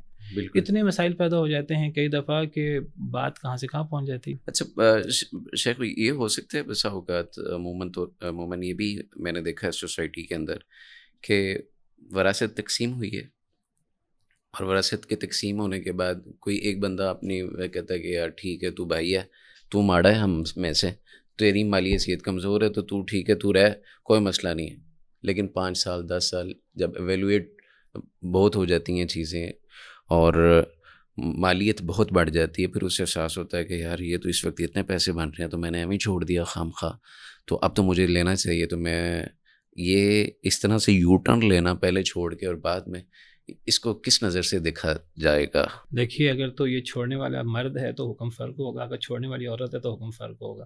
اگر بھائی کہتا ہے کہ میں اپنا حصہ معاف کرتا ہوں یا میں اپنا حصہ نہیں لیتا تو ایک الگ صورت ہوگی. اگر بہن کہتی ہے کہ میں اپنا حصہ چھوڑتی ہوں یا میں اپنا حصہ نہیں لیتی، میں اپنا حصہ بھائیوں کو دیتی ہوں، بیٹی کہتی ہے میں اپنا حصہ بیٹوں کو دیتی ہوں، تو اس میں فرق ہوگا. بابری کرایا جا رہا ہوتا ہے وہ اپنی دل کی خوشی سے چھوڑ رہی ہے، دل کی خوشی سے نہیں چھوڑ رہی ہوتی. بالکل وہی ظلم ہوتا ہے جو کسی کو گن پوائنٹ پر رکھ کے ظلم کیا جاتا ہے نا. یہاں صرف گن رکھی نہیں ہوئی، ایموشنل بلیک میلنگ، لیکن وہ جذباتی بلیک میلنگ ہوتی ہے. اور وہ بیٹیوں کو پتہ ہے کہ ماں باپ کے بعد ہمارا میکہ اگر سلامت ہے تو بھائیوں کے ساتھ اگر بنی رہے گی تو ہمارا میکہ سلامت رہے گا. کوئی شوہر سے کوئی نچاکی ہوگی، کوئی مسئلہ ہو گیا تو کہاں جائیں گے؟ تو وہ بھائیوں کے ساتھ اپنا تعلق رکھنے کے لیے وہ مجبور ہیں کہ بھائیوں کو وہ دیں. تو اگر کوئی عورت معاف کرے تو وہاں جو ہے نا حکم فرق ہوگا. اگر کوئی مرد معاف کرے تو مرد اس طرح کر کے وہ بلیک میل نہیں ہوتا، مرد کی وہ کیفیت نہیں ہوتی. تو یعنی خلاصہ یہ ہے، مرد ہو یا عورت، اگر کسی قسم کی اس پہ جبر نہیں ہے، نہ ظاہری نہ جذباتی نہ معاشرتی دباؤ ہے، وہ مرد معاف کر دے، عورت معاف کر دے، معاف ہو جاتا ہے. اللہ تعالیٰ نے بیوی کے بارے میں قرآن میں فرمایا وَآتُوا النِّسَاءَ صَدُقَاتِهِنَّ نِحْلَةً فَإِن طِبْنَ لَكُمْ عَن شَيْءٍ مِّنْهُ نَفْسًا فَكُلُوهُ هَنِيًّا مَرِيًّا. 2 شرطیں لگائی ہیں. فَإِن طِبْنَ لَكُمْ، دل کی خوشی سے اگر وہ دیں، پھر آگے نفساً بھی ہے، دل کے ساتھ اس کا دل کی رضا ہے. تو اگر بیوی دل سے معاف کر دے تو تم اسے ہنسی خوشی کھا سکتے ہو. لیکن اگر وہ ہمارے پاکستانی معاشرے میں اکثر مرد وہ حق مہر زور زبردستی کرتے ہیں، وہ یعنی زبان سے نہیں کر رہے، لیکن بیوی کو پتہ ہے میں نے اگر حق مہر معاف نہ کیا تو میرا گھر اجڑے گا، جائے گی. تو یہ بھی جبر ہے. اگر شوہر نہیں دیتا حق مہر، بیوی منہ سے نہیں مانگتی، شوہر نہیں دیتا جی بیوی نے تو مجھے معاف کیا ہوا ہے، تو وہ شوہر مقروض فوت ہو رہا ہے، معاف نہیں کروا سکتا. ہاں، اپنی مرضی سے کرے تو الگ بات، مرضی سے کرے. اور اسی طرح اگر میں غلط نہیں ہوں سمجھنے میں تو یہ ہے کہ بہنوں کو ان کا حصہ ایک دفعہ دیا جانا چاہیے. اگر پھر ان کا واقعی دل ہو کہ نہیں بھائی کو دے دوں تب وہ واپس کریں مالک بننے کے بعد، تو پھر واپس لیا جانا وہ یہی جائز علماء نے اس کا پھر حل یہ ذکر کیا. ہمارے ہاں چونکہ جبر ہوتا ہے پاکستانی معاشرے میں، اگر عورتیں معاف کر دیں تو عورتوں کی معافی یہ ہوگی کہ عورتیں جو ہے نا ان کو ان کا حق دے دیا جائے، ان کے نام لگ جائے، ہر لحاظ سے وہ سمجھیں اب ہمیں مل گیا ہے، اب اگر وہ کسی کو دینا چاہیں تو وہ دے دیں. ویسے ایک فطری سی بات ہے اس طرح کہ ہمارے ہوتا نہیں ہے. ایسے ہوتا نہیں. ہمارے معاشرے میں یعنی مرد دینے والا ہوتا ہے، سب کو پتہ ہے بھائی نے دینا ہے بہن کو. بھائی بہن کہیں جا رہے ہوں گے، بھائی کبھی بھی بہن سے لینے میں وہ ایزی فیل نہیں کرے گا، غیرت محسوس کرے گا. یہ عجیب وراثت کا معاملہ ہے، اس میں مرد کو کوئی غیرت نہیں آتی ظلم کرتے ہوئے، زیادتی کرتے ہوئے. تو اس میں پھر علماء کہتے ہیں کہ جو عورت کو دے دیا جائے، عورت اگر لینے کے بعد اگر دے دے تو بہرحال مرد معاف کرے یا عورت معاف کرے تو اگر تو دل کی خوشی سے معاف کر رہے ہیں تو معاف ہو جائے گا. اگر وہ جب دل کی خوشی سے معاف کر کے پھر بعد میں وہ کہتے ہیں نہیں ہم نے تو معاف نہیں کیا، تو یہاں وہی حدیث آئے گی کہ جو بندہ ہبہ کر کے اپنا ہبہ واپس لینا چاہے تو ایسے جیسے کتا کہہ کر کے چاٹ لے، وہ کیفیت ہوگی اگر دل کی خوشی سے معاف کر دیا تھا. اور اگر جبراً معاف کیا تھا تو ویسے وہ معاف ہوا ہی نہیں. اچھا جی، طے ہو چکا کہ یہ اتنا حصہ ہے، یہ اتنا حصہ ہے وراثت میں. اب ایک بندہ وہ کہتا ہے جی میری اٹیچمنٹ والدین کے گھر سے یا بابا کی پراپرٹی سے یا ان کی گاڑی سے یا جو بھی واٹس ایور جو بھی ہے میری اس سے زیادہ ہے، تو میں یہ چاہتا ہوں تم لوگ نا مجھ سے پیسے لے لو اس کی جو بھی کرنٹ ویلیو ہوتی ہے، اور پھر اسی حساب سے اگر وہ اس کے پاس پیسے نہیں ہوتے یا اسباب نہیں ہوتے تو کیا اس کو قسط وار بھی دیا جا سکتا ہے؟ سب سے پہلے تو یہ سمجھنا چاہیے کہ کوئی بڑا بیٹا کاروبار کرنے والا یا تو وہ کوئی دوسروں کو مجبور نہیں کر سکتا. یعنی کہ مجھے ہی دو، مثلاً دو بیٹے دو بیٹیاں ہیں، بیٹے پانا جی، دو بیٹے دو بیٹیاں ہیں، دو بیٹے گھر میں رہ رہے ہیں باپ کے، ٹھیک ہے، شادی کے بعد بھی گھر میں رہ رہے ہیں، بیٹیاں بیاہ ہو کر آگے چلی گئی ہیں جی. اب باپ فوت ہو جاتا ہے، اب بیٹے بیٹیوں سے کہتے ہیں ہم آپ کا حصہ نہیں ماریں گے، آپ ہم سے کیش لے لیں. بیٹیاں مثلاً جو ہے نا یعنی جس طرح بیٹے کو اختیار ہے کہ وہ گھر میں رہے، اس طرح بیٹیوں کو بھی اس گھر کے اندر شراکت کا اختیار ہونا چاہیے. اس کی ذرا تھوڑی سی بہتر اور واضح مثال لے لیں، کاروبار ہے جی. تو جیسے میں نے ذکر کیا، ایک تو کاروبار کے اندر طے ہونا چاہیے کہ بیٹا کس حد تک شریک ہے، وہ اس کا شیئر کتنا ہے. جی. شیئر کے علاوہ جو باپ کا کاروبار ہے، اب جس طرح وہ بیٹوں کو حق ہے کہ وہ کاروبار ان کو ملے، تو بیٹیوں کو بھی حق ہونا چاہیے کہ ان کا شیئر ہو. بیٹیوں کو یہ نہیں کہ بس حصہ دے کے اونے پونے دے کر فارغ کر دیا جائے. عام طور پہ جب حصہ دیا جاتا ہے اس طرح کر کے کیش کی صورت میں دیا جاتا ہے تو اس میں اونے پونے کر کے نا وہ بیٹیوں کو پتہ ہے ہم لے لیں تو ہم سکھی رہیں گی ورنہ ہمیں ملنا ہی نہیں ہے. جس طرح کچھ نہ ہونے سے کچھ ہونا بہتر، وہ اس طور پہ لے لیتی ہیں. ورنہ یعنی جس طرح بیٹوں کو استحقاق ہے کہ وہ کاروبار میں شریک رہیں، جس طرح بیٹوں کو استحقاق ہے کہ وہ بھائی گھر میں شریک رہیں، اس طرح بیٹیوں کو بھی وہ حق ملنا چاہیے. کوئی کسی کو جبر نہ کرے. وہ اگر کہے باقیوں سے، باقی کہیں ٹھیک ہے تو ٹھیک ہے، اگر کوئی جبر کرتا ہے تو یہ صحیح نہیں. اس صورت میں کہ اگر وہ باہر کہیں بیچ رہا ہے تو پھر اسے خرید لیا جائے، اگر وہ شریک رہنا چاہتا ہے تو اس کو رہنے دیا جائے. بالکل ٹھیک ہے. اچھا شیخ، یہاں پہ یہ سمجھنا میں چاہتا ہوں کہ آپ ہمیں سمجھا دیں کہ یہ جو وراثت کی تقسیم میں بزنس اور ڈیجیٹل پراپرٹی رائٹس کی تقسیم ہے، اس کو کس نظر سے دیکھا جانا چاہیے یا کیا معاملہ ہے اس کا؟ دیکھیے، میں نے کہا کہ وراثت میں ہر اس چیز کی اہمیت ہے جس کی یعنی مالیت ہے. جی بالکل ٹھیک. تو ایک مالیت ہوتی ہے کہ بزنس میں جو کموڈیٹیز جو چیزیں پڑی ہیں اس کی مالیت ہوتی ہے. ایک جو ساکھ ہے کاروبار کی، ایک اس کی اہمیت ہوتی ہے، اس کی مالیت ہوتی ہے. بعض دفعہ اس کو باقاعدہ بیچا جاتا ہے. جی بالکل باقاعدہ. تو ایک کاروبار بالفرض آپ سمجھیے کروڑ کا ہے، اس کے 1 کروڑ کی اس کی مارکیٹ ویلیو ہے. اگر وہ بالفرض وہ 2 کروڑ کا اگر وہ بیچا جائے تو 2 کروڑ کا بکے گا. تو یہ بھی وراثت میں ہے، وہ بھی وراثت میں، دونوں چیزیں وراثت میں ہیں. یہ نہیں کہ بس وہ ظاہری چیزوں کی قیمت لگا کر وہ، جیسا میں بات کر رہا ہوں کہ جی میں تو کاروبار میں، میں تو چونکہ کاروبار میں شریک ہوں، میں تو بیٹا ہوں، کاروبار تو میرا ہے، بیٹیوں کو کیش دے کے فارغ کر دیتے ہیں اونے پونے دے کر. نہیں، اگر بیٹیاں کہیں کہ اس کاروبار کی ہم اس کاروبار میں شریک رہنا چاہتی ہیں، یہ کاروبار 2 بیٹے 2 بیٹیاں ہیں تو 6 حصے ہوں گے، تو بیٹوں کو ڈبل حصہ ہوگا، بیٹیوں کا سنگل حصہ ہوگا. وہ بیٹیاں اگر وہ کاروبار میں شریک رہنا چاہتی ہے تو ان کو وہاں سے کوئی نکالنے پر مجبور نہیں کر سکتا. یہ ان کا رائٹ ہے، یہ ان کا رائٹ ہے. ہاں اگر وہ کہیں ٹھیک ہے ہمیں کیش دے کے فارغ کر دیا جائے، پھر اس کیش میں وہ سب چیزیں شامل ہوں گی، مارکیٹ ویلیو بھی شامل ہوگی. بالکل ٹھیک ہے. اچھا جی، جو وراثت غصب کر جاتے ہیں، کھا پی جاتے ہیں، حق نہیں دیتے ہیں، ان کے لیے، ان کی عبادات کے لیے تو کچھ لوگ تو پھر جا کے فتویٰ بھی لگا دیتے ہیں کہ بھئی نہیں ہے، اس طرح سے ہے. تو آپ اس کو کس طرح ڈیفائن کرنا چاہیں گے کہ یا ان کا احتساب کیسے ہونا چاہیے؟ دیکھیے قرآن کریم میں اللہ تعالیٰ نے جہاں وراثت کی آیات بیان کی ہیں تو اس کے ساتھ اللہ تعالیٰ نے یہ چیز بھی بیان کی ہے. آیت نمبر 11 سورہ نساء کی لمبی آیت ہے وراثت کی تفصیلات. آیت نمبر 12 میں وراثت کی لمبی تفصیلات ہیں. 13 اور 14 میں اللہ تعالیٰ نے آگے فرمایا کہ تلک حدود اللہ، یہ اللہ کی حدیں ہیں. ومن یطع اللہ ورسولہ یدخلہ جنات تجری من تحتها الانہار خالدین فیہا، جو اللہ اور اللہ کے رسول کی اطاعت کرے اللہ اسے جنات میں داخل کریں گے جس میں ہمیشہ ہمیشہ رہے گا. وذالک الفوز العظیم، یہ بڑی کامیابی. ومن یعص اللہ ورسولہ، جو اللہ اور اللہ کے رسول کے نافرمانی کرے، ویتعد حدودہ، اللہ کی حدوں کو پامال کرے، یدخلہ نارا خالدا فیہا، اللہ اس کو آگ میں داخل کریں گے جس میں ہمیشہ ہمیشہ رہے گا. وَلَهُ عَذَابٌ مُّهِينٌ، اس کے لیے رسوا کن عذاب ہے. اب یہ آیات وراثت کی آیات کے بعد ان کو بالعموم بھی لیا جا سکتا ہے کہ جی عمومی اللہ کے احکامات میں اللہ کی اطاعت، رسول کی اطاعت کرنے والا جنتی ہے، اور عمومی اللہ رسول کے احکامات میں نافرمانی کرنے والا جہنمی ہے. اور اس کو ان آیات کے بعد لانے سے ان کو خاص کر کے بھی لیا جا سکتا ہے کہ ایک بندہ اگر عام دینی معاملات میں، عبادات معاملات میں اچھا ہے لیکن وراثت میں گڑبڑ کر لیتا ہے، وہ بھی جہنمی ہے. اور ایک بندہ اگر عام معاملات میں کمزور ہے لیکن وہ وراثت کے معاملے میں اللہ رسول کے احکامات پر عمل کرتا ہے تو بڑی امید ہے کہ وہ وراثت میں انصاف کے مطابق وراثت تقسیم کرنے کی وجہ سے اللہ کی جنتوں کا حقدار ہو جائے. اور ایک بڑی اہم بات جو غور کرنے کی ہے، وہ اہم بات یہ ہے غور کرنے کی کہ عام طور پر جہنم میں ہمیشگی کی وعید یہ یا مشرک یا کافر کے لیے آتی ہے. بالکل ٹھیک ہے.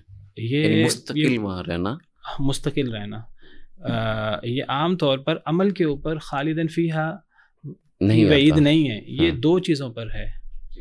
ایک تو شرک اور کفر کے ساتھ تو جگہ جگہ ملتی ہے. شرک اور کفر کے علاوہ یا قتل پر، قتل عمد پر، جو بہت بڑا گناہ ہے. ایک آدمی کو قتل کرنا وہ ساری انسانیت کو قتل کرنے کے برابر ہے. بالکل ٹھیک. اور ایک آدمی، ایک مومن جان کو قتل کرنا، حدیث مبارکہ میں آتا ہے کہ اگر تمام اہل آسمان، تمام اہل زمین ایک مومن جان کے قتل میں شریک ہو جائیں تو اللہ تعالیٰ سب کو جہنم میں اوندھے منہ ڈال دے.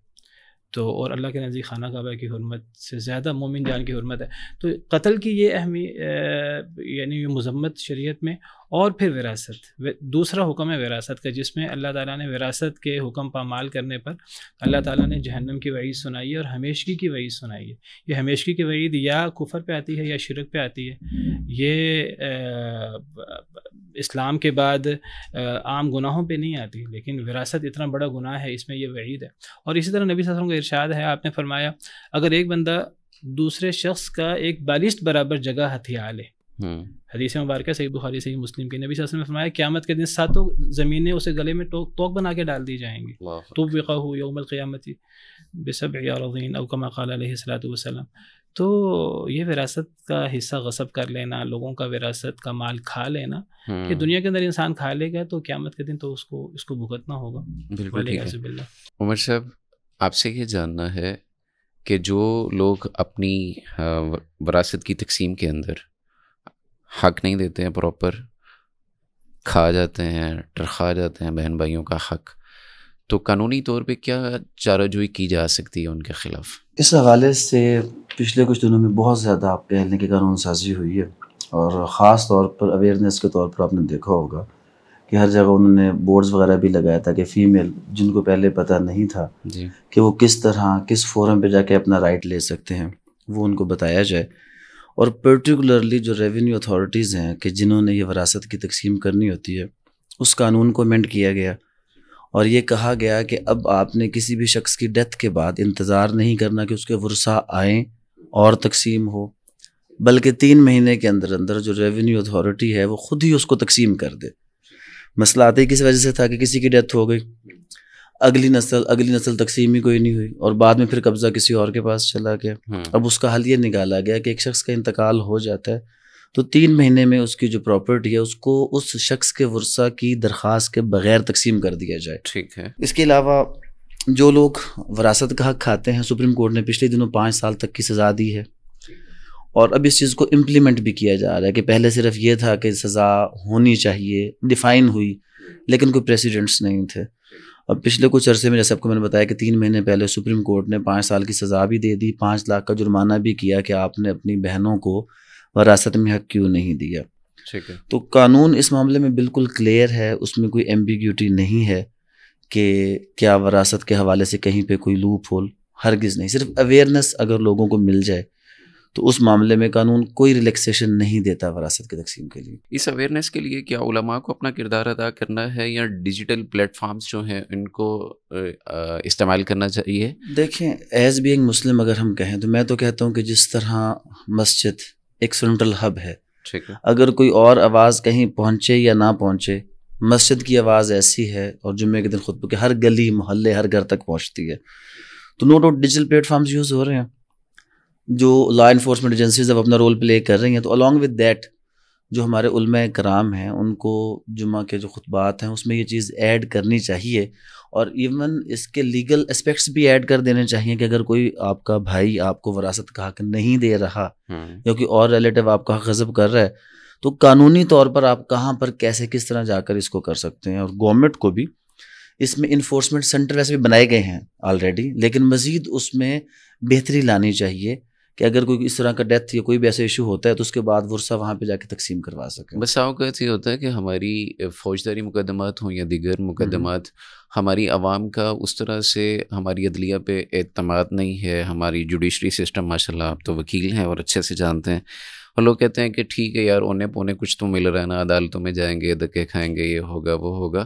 تو کیا یہ فوری انصاف کی فراہمی اس حوالے سے آپ دیکھتے ہیں ہے یا؟ پہلی بات ہے یہ مس انفارمیشن بھی ہے کچھ جوڈیشری کے بارے میں. اگر آپ پراپر طریقے سے اپنے کیس کو پلیڈ کریں جی تو بہت جلد بھی آپ، خاص طور پہ اس کے حوالے سے ڈائریکشنز بھی آ چکی ہیں کہ جو وراثت کے کیسز ہوں ان کو جلد از جلد کنکلیوڈ کیا جائے. بٹ کیونکہ اپیلیٹ فورمز بہت زیادہ ہیں، آپ کوئی بھی مقدمہ اگر سول کورٹ سے سٹارٹ کریں گے تو district court, high court, supreme court, تو نو ڈاؤٹ وہاں پر جاتے جاتے اچھا خاصا ٹائم لگ جاتا ہے کہ جو لوگوں کے لیے انائنس کا باعث ہے. ٹھیک ہے. اس پہ ضرورت ہے کہ تھوڑا سا اس کو ایکسپیڈیشیس بنایا جائے، بہتر بنایا جائے. لیکن وہ تبھی ہوگا کہ جب ہر بندہ اپنا حق لینے کے لیے آئے گا اور وہاں پر یہ چیزیں ہائی لائٹ ہوں گی، یہ ایک پبلک ایشو بنے گا، جنرل ایشو بنے گا، تو اس کے حوالے سے قانون سازی ہونے لگ جائے گی، مزید بہتری آنے لگ جائے گی. صحیح. تو اگر آپ سوچ کے بیٹھے رہ جائیں کہ جی وہ بہت ٹائم لگ جائے گا، کچھ ہوگا نہیں، تو پھر بالکل کچھ نہیں ہوگا. لیکن جب آپ آئیں گے، آ کر اس کے حوالے سے آپ لوگوں کو بتائیں گے تو ڈیفینیٹلی چیزیں بہتر ہو جائیں گی. اچھا، عمومی طور پہ یہاں پہ ایک چیز ہم نے یہ دیکھی ہے پاکستان کی سوسائٹی کے اندر کہ اجتماعی وراثت ہوتی ہے، حصے ڈیفائن نہیں ہوئے ہوتے. کوئی ایک بھائی یا اٹھتا ہے یا کوئی ایک وارث اٹھتا ہے، وہ جو ہائی ویلیو پراپرٹی ہوتی ہے اس کو ایک سیل کر دیتا ہے، قابض کوئی دوسرا ہوتا ہے یا تیسرا، پھر اس سے دیگر مسائل جو ہیں وہ جنم لیتے ہیں.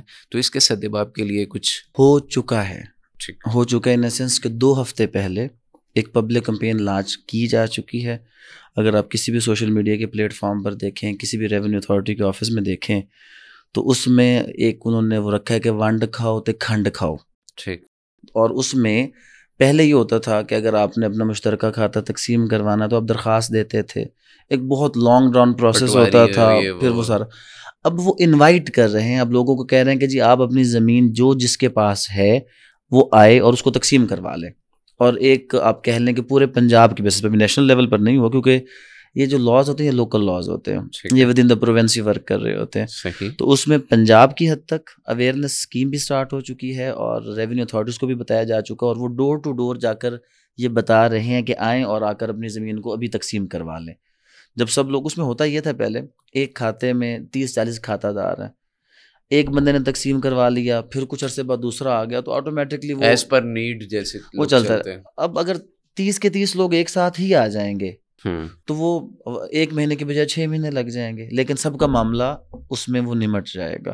تو یہ چیز ہو چکی ہے اور اس پہ ورکنگ سٹارٹ کی جا چکی ہے. اچھا، وہ لوگ جو اپنے وراثت کے معاملات میں یا حق مہر وغیرہ کے معاملات میں خواتین کے حصوں کے حوالے سے بالخصوص ایک بلیک میلنگ سٹف یا ایک چیز ہوتی ہے ایموشنل بلیک میلنگ اور یہ وہ، تو اس طرح کے جو محرکات ہیں ان کا سدباب ہے یا نہیں ہے قانونی طور پہ، آپ اس کو کیسے دیکھتے ہیں؟ قانونی طور پر اگر ایک چھوٹی سی امینڈمنٹ ہم نے کوشش بھی کی ایک ایسی پرپوز ہو جائے کہ جس میں ایٹ لیسٹ یہ ہو کہ ایک بار وراثت تقسیم ضرور ہوگی. ٹھیک ہے. جیسے ہی باپ کا انتقال ہو گیا تو ورثہ اس میں بیٹیاں بیٹے ان کو تقسیم ہو جائے. یہاں پہ کسی بھی قسم کی اسٹیٹمنٹ ایکسیپٹیبل ہونی ہی نہیں چاہیے کہ جس میں ایک سسٹر آتی ہے اور وہ بھائی کے فیور میں بیان دے دیتی ہے. اور جنرلی ہوتا ہے کہ جب ایک سسٹر اپنے بھائی کے گھر میں بیٹھی ہے تو اس کے لیے سب سے بڑا فوکس بھائی ہوتا ہے. کچھ عرصے بعد جب وہ شادی کرتی ہے, جائے پناہ, پھر جب وہ شادی کرتی ہے اور اس کے اپنے بچے ہوتے ہیں اور وہ تھوڑی سی ڈاؤن پوزیشن میں ہوتے ہیں, تب اس کو نظر آتا ہے کہ میرے بھائی اور ان کے بچے میری ہی پراپرٹی پر عیش و عشرت کی زندگی گزار رہے ہیں, بٹ تب تک دیر ہو چکی ہوتی. تو اس کا ہونا یہ چاہیے کہ ایک تو ایٹ لیسٹ ون ٹائم اس پہ ٹرانسفر ہو. اور مزید بات یہ ہے کہ ہم نے کچھ چیز بہتر بنانے کے لیے کوئی اب میں ہمیشہ اگر آپ شرعی طور پر بھی آپ بہتر جانتے ہیں کہ اگر بڑی برائی کو ختم کرنے کے لیے کوئی چھوٹی برائی پر کچھ دیر کے لیے کمپرومائز کرنا چاہیے تو نو ڈاؤٹ ایشوز اس میں آئیں گے کہ اگر آپ ایک پابندی لگا دیں کہ ایک female if she is in married تو وہ اپنی پراپرٹی بھائی کے نام پر تب تک نہیں دے گی جب تک وہ میرڈ نہ ہو جائے. کوئی نہ کوئی ایک ایسی, جب آپ اتنی بڑی برائی کو فیس کر رہے ہیں, کھڑا کر دیں, ایکسپلائٹیشن فیس کر رہے ہیں نا, تو اگر ہم یہ ایک چھوٹی سی امینڈمنٹ لاتے اس میں ایشوز آئیں گے نو ڈاؤٹ کہ کچھ لوگ جینونلی بھی دینا چاہیں گے. لیکن اگر میں اس کے اوپر اپنی آبزرویشن دوں تو شاید 90% فیمیل آفٹر میرج جب ان کا بچہ ہو جائے کہ وہ اپنے بھائی کو پراپرٹی کبھی بھی ہینڈ اوور نہیں کریں گے. تو ایسا کچھ لا میں فی الحال نہیں ہے. ٹھیک ہے.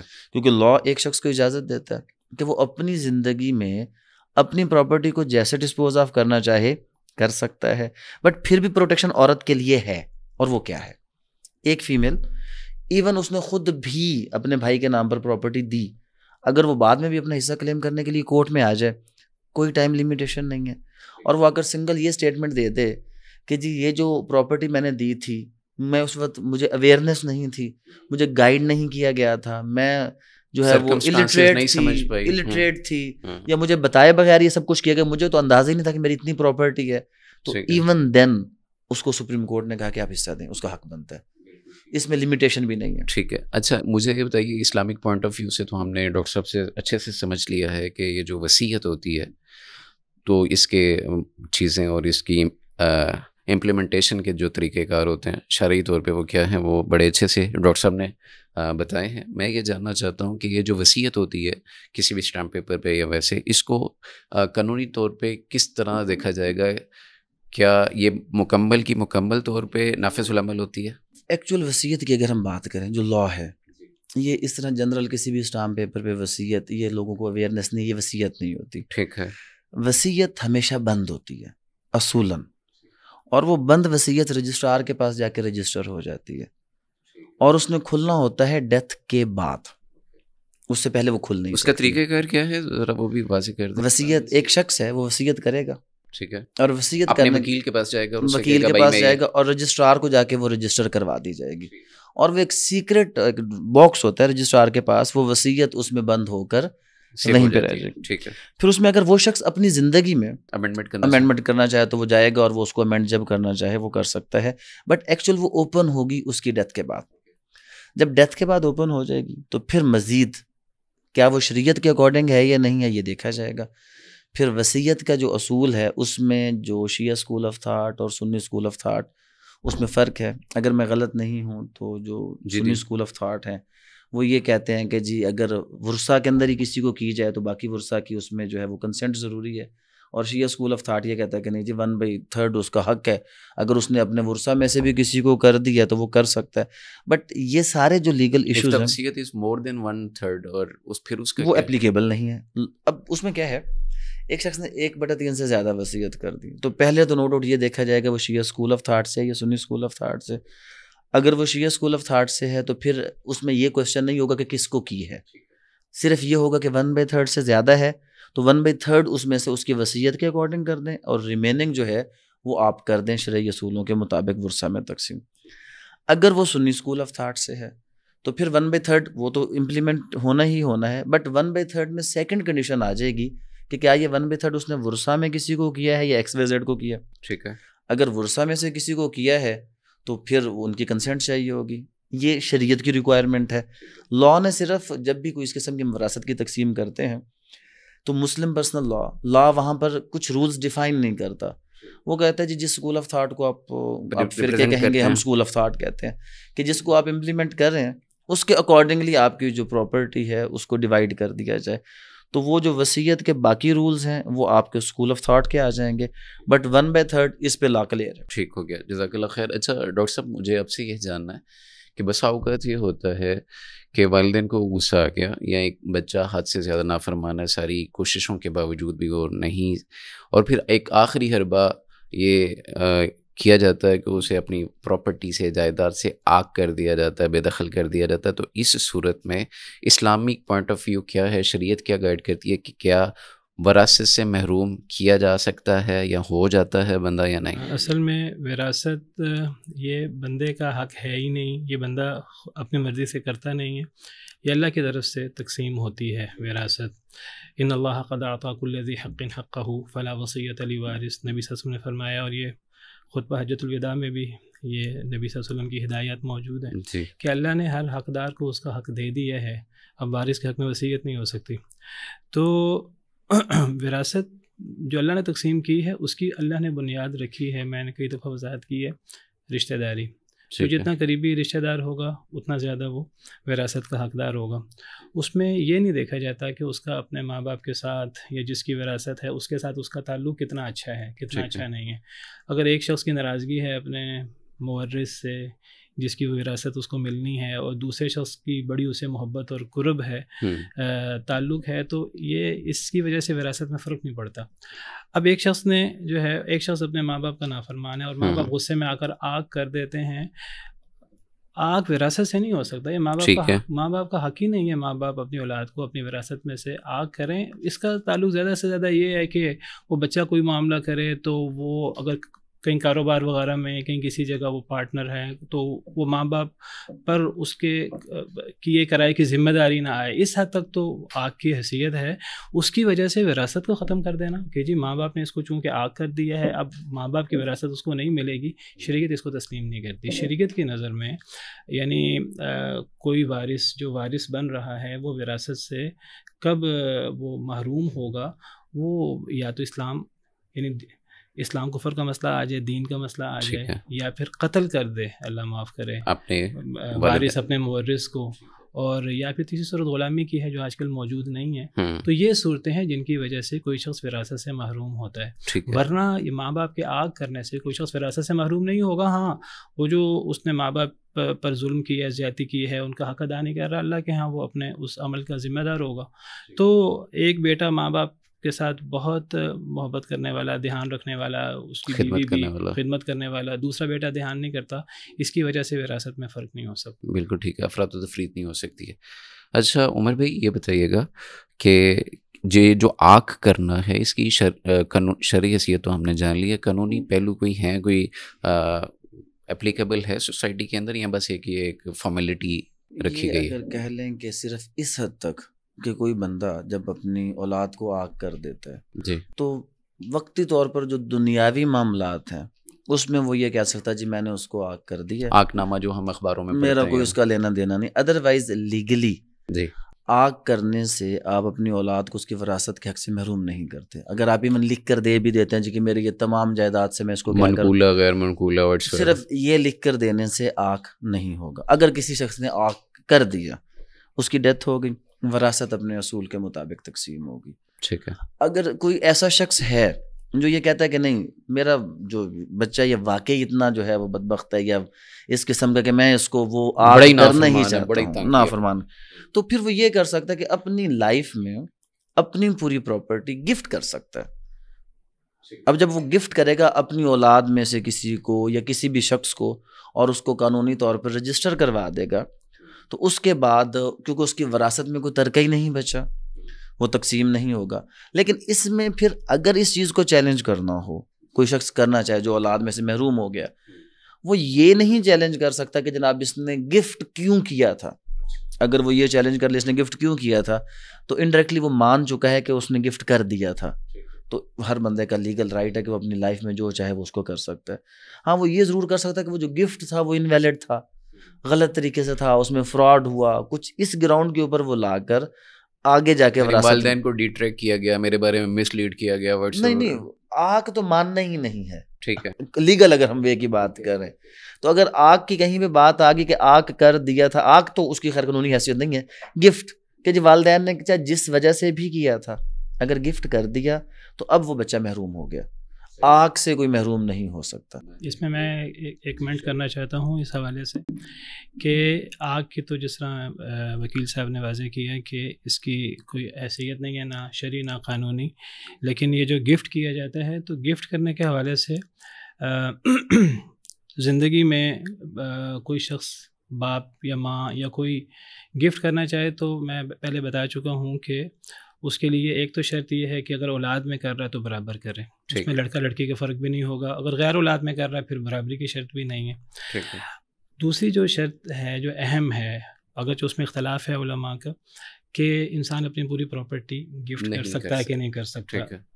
بہت سارے علماء قائل ہیں اس بات کے کہ انسان اپنی پوری پراپرٹی بھی گفٹ کر سکتا ہے، جمہور اس کے قائل ہیں، لیکن دوسرے علماء کہتے ہیں کہ انسان اپنی پوری پراپرٹی گفٹ نہیں کر سکتا، کیونکہ اگر انسان اپنی پوری پراپرٹی گفٹ کرے تو وہی صورت آگ والی ہی ڈینجر ہے، وہ آگ والی صورتحال ہی پیدا ہو جائے گی۔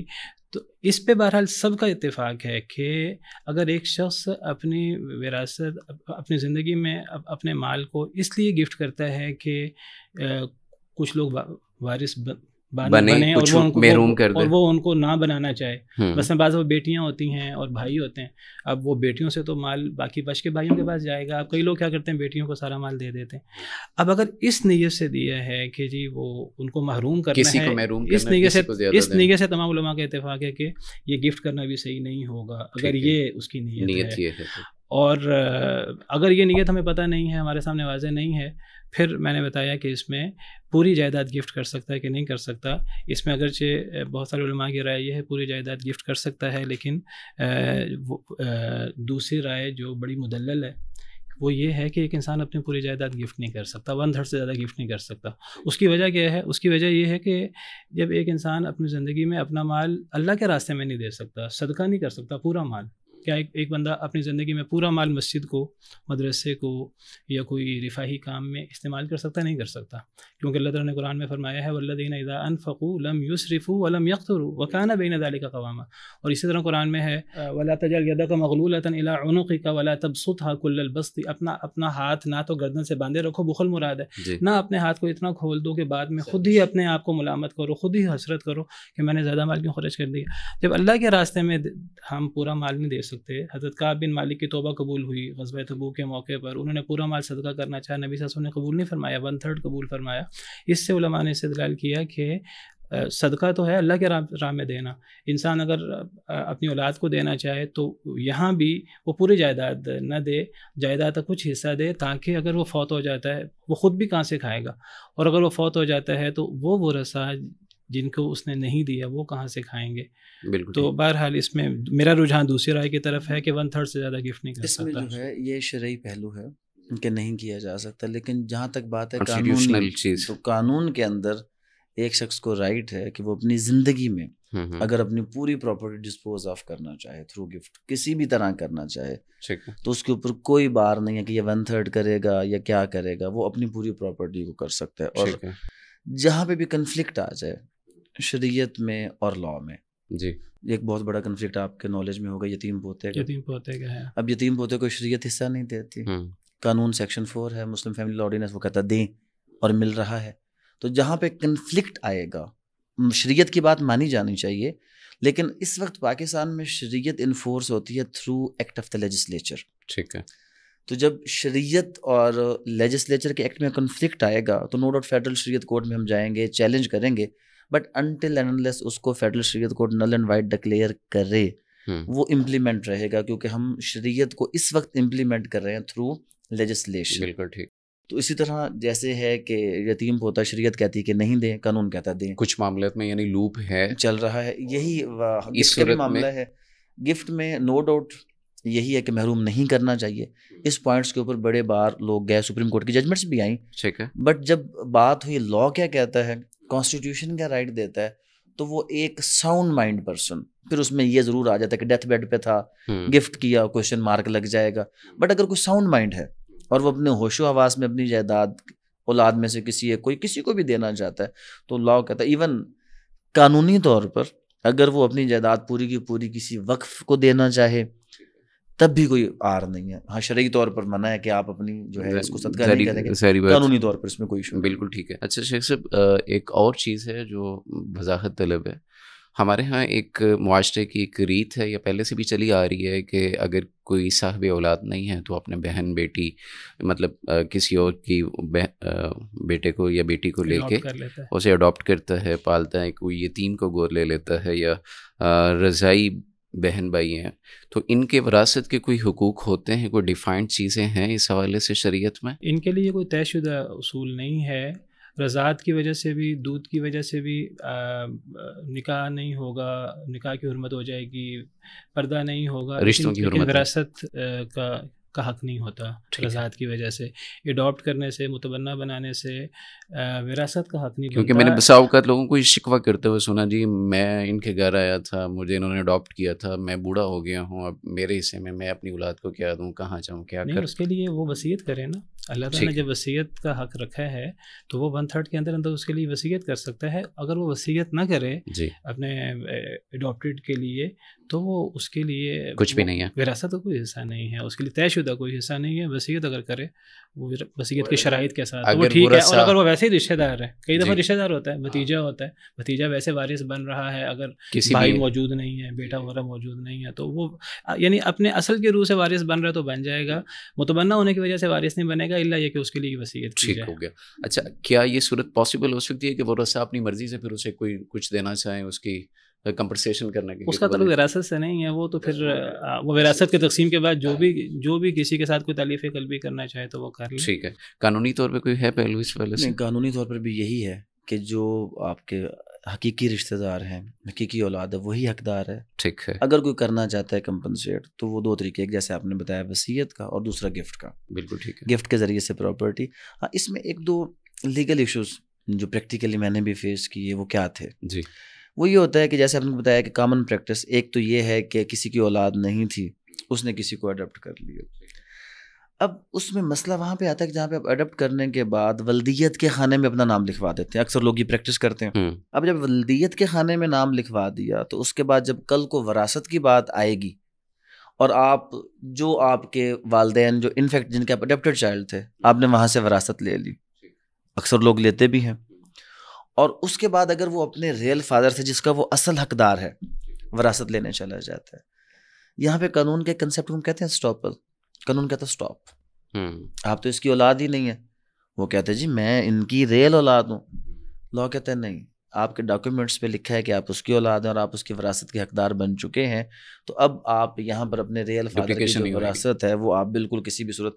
اور اگر وہ کہتا ہے نہیں جی میں تو ان کی اولاد ہوں, تو قانون کہتا ہے نہیں اسٹاپ. جب ایک بار آپ نے اس کی اولاد بن کے وراثت میں حق لے لیا, اب آپ یہاں یہ پھر آگے لیگل ایشوز ہیں وہ ڈیفینیٹلی بڑھتے چلے جاتے ہیں. ایک ٹیکنیکلٹیز اور کس وقت کریٹیکل ایشوز آتے ہیں کہ جب لوگ, کیونکہ ویسے بھی قرآن پاک میں بڑا کلیئر ہے کہ آپ جو بچے ہیں ان کو ان کے اصل جو والدین ہیں ان کے ناموں سے, تو اس میں ایک رانگ پریکٹس ہماری سوسائٹی میں چل رہی ہے کہ آپ نے اڈاپٹ کر بھی لیا تو آپ بچے کی شناخت کو خراب نہ کریں. بالکل ٹھیک ہے. جب آپ اس کی شناخت کو خراب کرتے ہیں تو پھر قانون کے طور پر جس نے آپ کو باپ کا نام آپ کے ڈاکیومنٹس میں لکھ دیا, اب آپ صرف اسی کی وراثت کے حقدار ہیں, جبکہ شرعی طور پر حقدار کس کا ہے وہ اصل باپ. اب یہ بھی کنفلکٹ ہے ایک قانون اور شریعت میں. اچھا ڈاکٹر صاحب, میں یہ چاہتا ہوں چونکہ یہ بات آ گئی ہے تو یہاں پہ اس حوالے سے تھوڑا سا اویئرنیس کے لیے بتا دیجیے کہ اگر کوئی بچہ اڈاپٹ کرتا ہے یا رضاعت والا معاملہ تو چونکہ الگ ہوتا ہے, تو پھر اس کے جو معاشرتی پہلو ہوتے ہیں جیسے پردے کے احکامات ہیں, دیگر چیزیں ہیں, تو اس حوالے سے کیا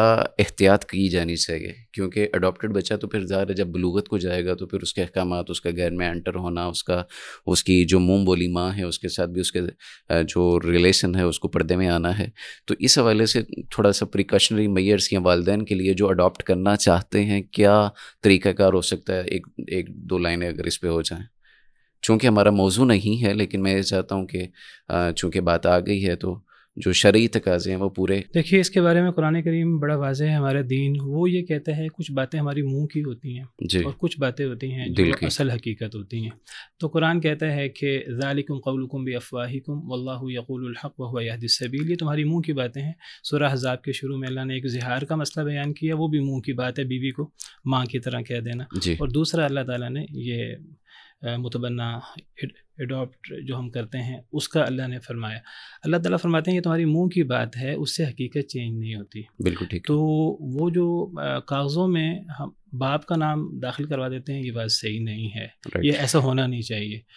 تو ادعوہم لآبائہم، جس طرح انہوں نے بھی واضح کیا، ادعوہم لآبائہم هو اقسط عند اللہ، ان کو ان کے باپوں کے نام کے ساتھ پکارو، وہ زیادہ انصاف والا ہے اللہ کے نزدیک. ہاں اب مجھے نہیں اندازہ اس وقت کے قانونی کاغذات میں کہیں کوئی گارڈین شپ کی بھی کوئی آپشن ہوتی ہے. اگر کوئی گارڈین شپ کی آپشن ہے تو گارڈین میں نام ڈلوا دیا جائے، نگران میں کہیں، لیکن باپ کے نام کی جگہ پر کسی دوسرے کا نام نہیں ہونا چاہیے. پھر وہ مسائل پیدا ہوں گے بالکل جو وکیل صاحب فرما رہے ہیں.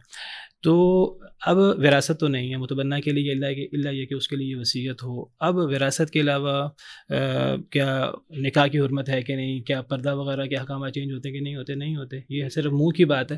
اگر بچپن میں اڈاپٹ کیا ہے اس کا بھی طریقہ کار ہے کہ دودھ وغیرہ پلوا دیا جائے، رضاعت کر لی جائے، رضاعت وغیرہ کے معاملات کر لیے جائیں.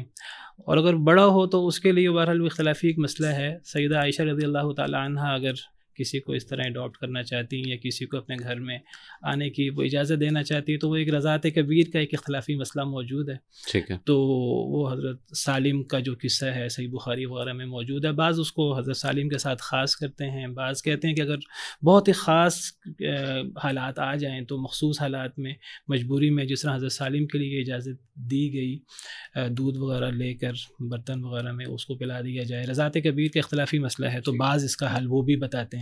بہرحال وہ ایک اختلافی چیز ہے. اصل چیز یہ ہے بچپن میں اگر ہو تو دودھ وغیرہ پلوا دیا جائے، رضاعت کر لینی چاہیے تاکہ اس طرح کے مسائل، اگر نہیں ہوگی تو پھر اس سے وہ بلوغت کے بعد پردے اسی طرح ہی ہوں گے. بالکل ٹھیک، حرمت اور پردے کے سارے معاملات ویسے ہوں گے.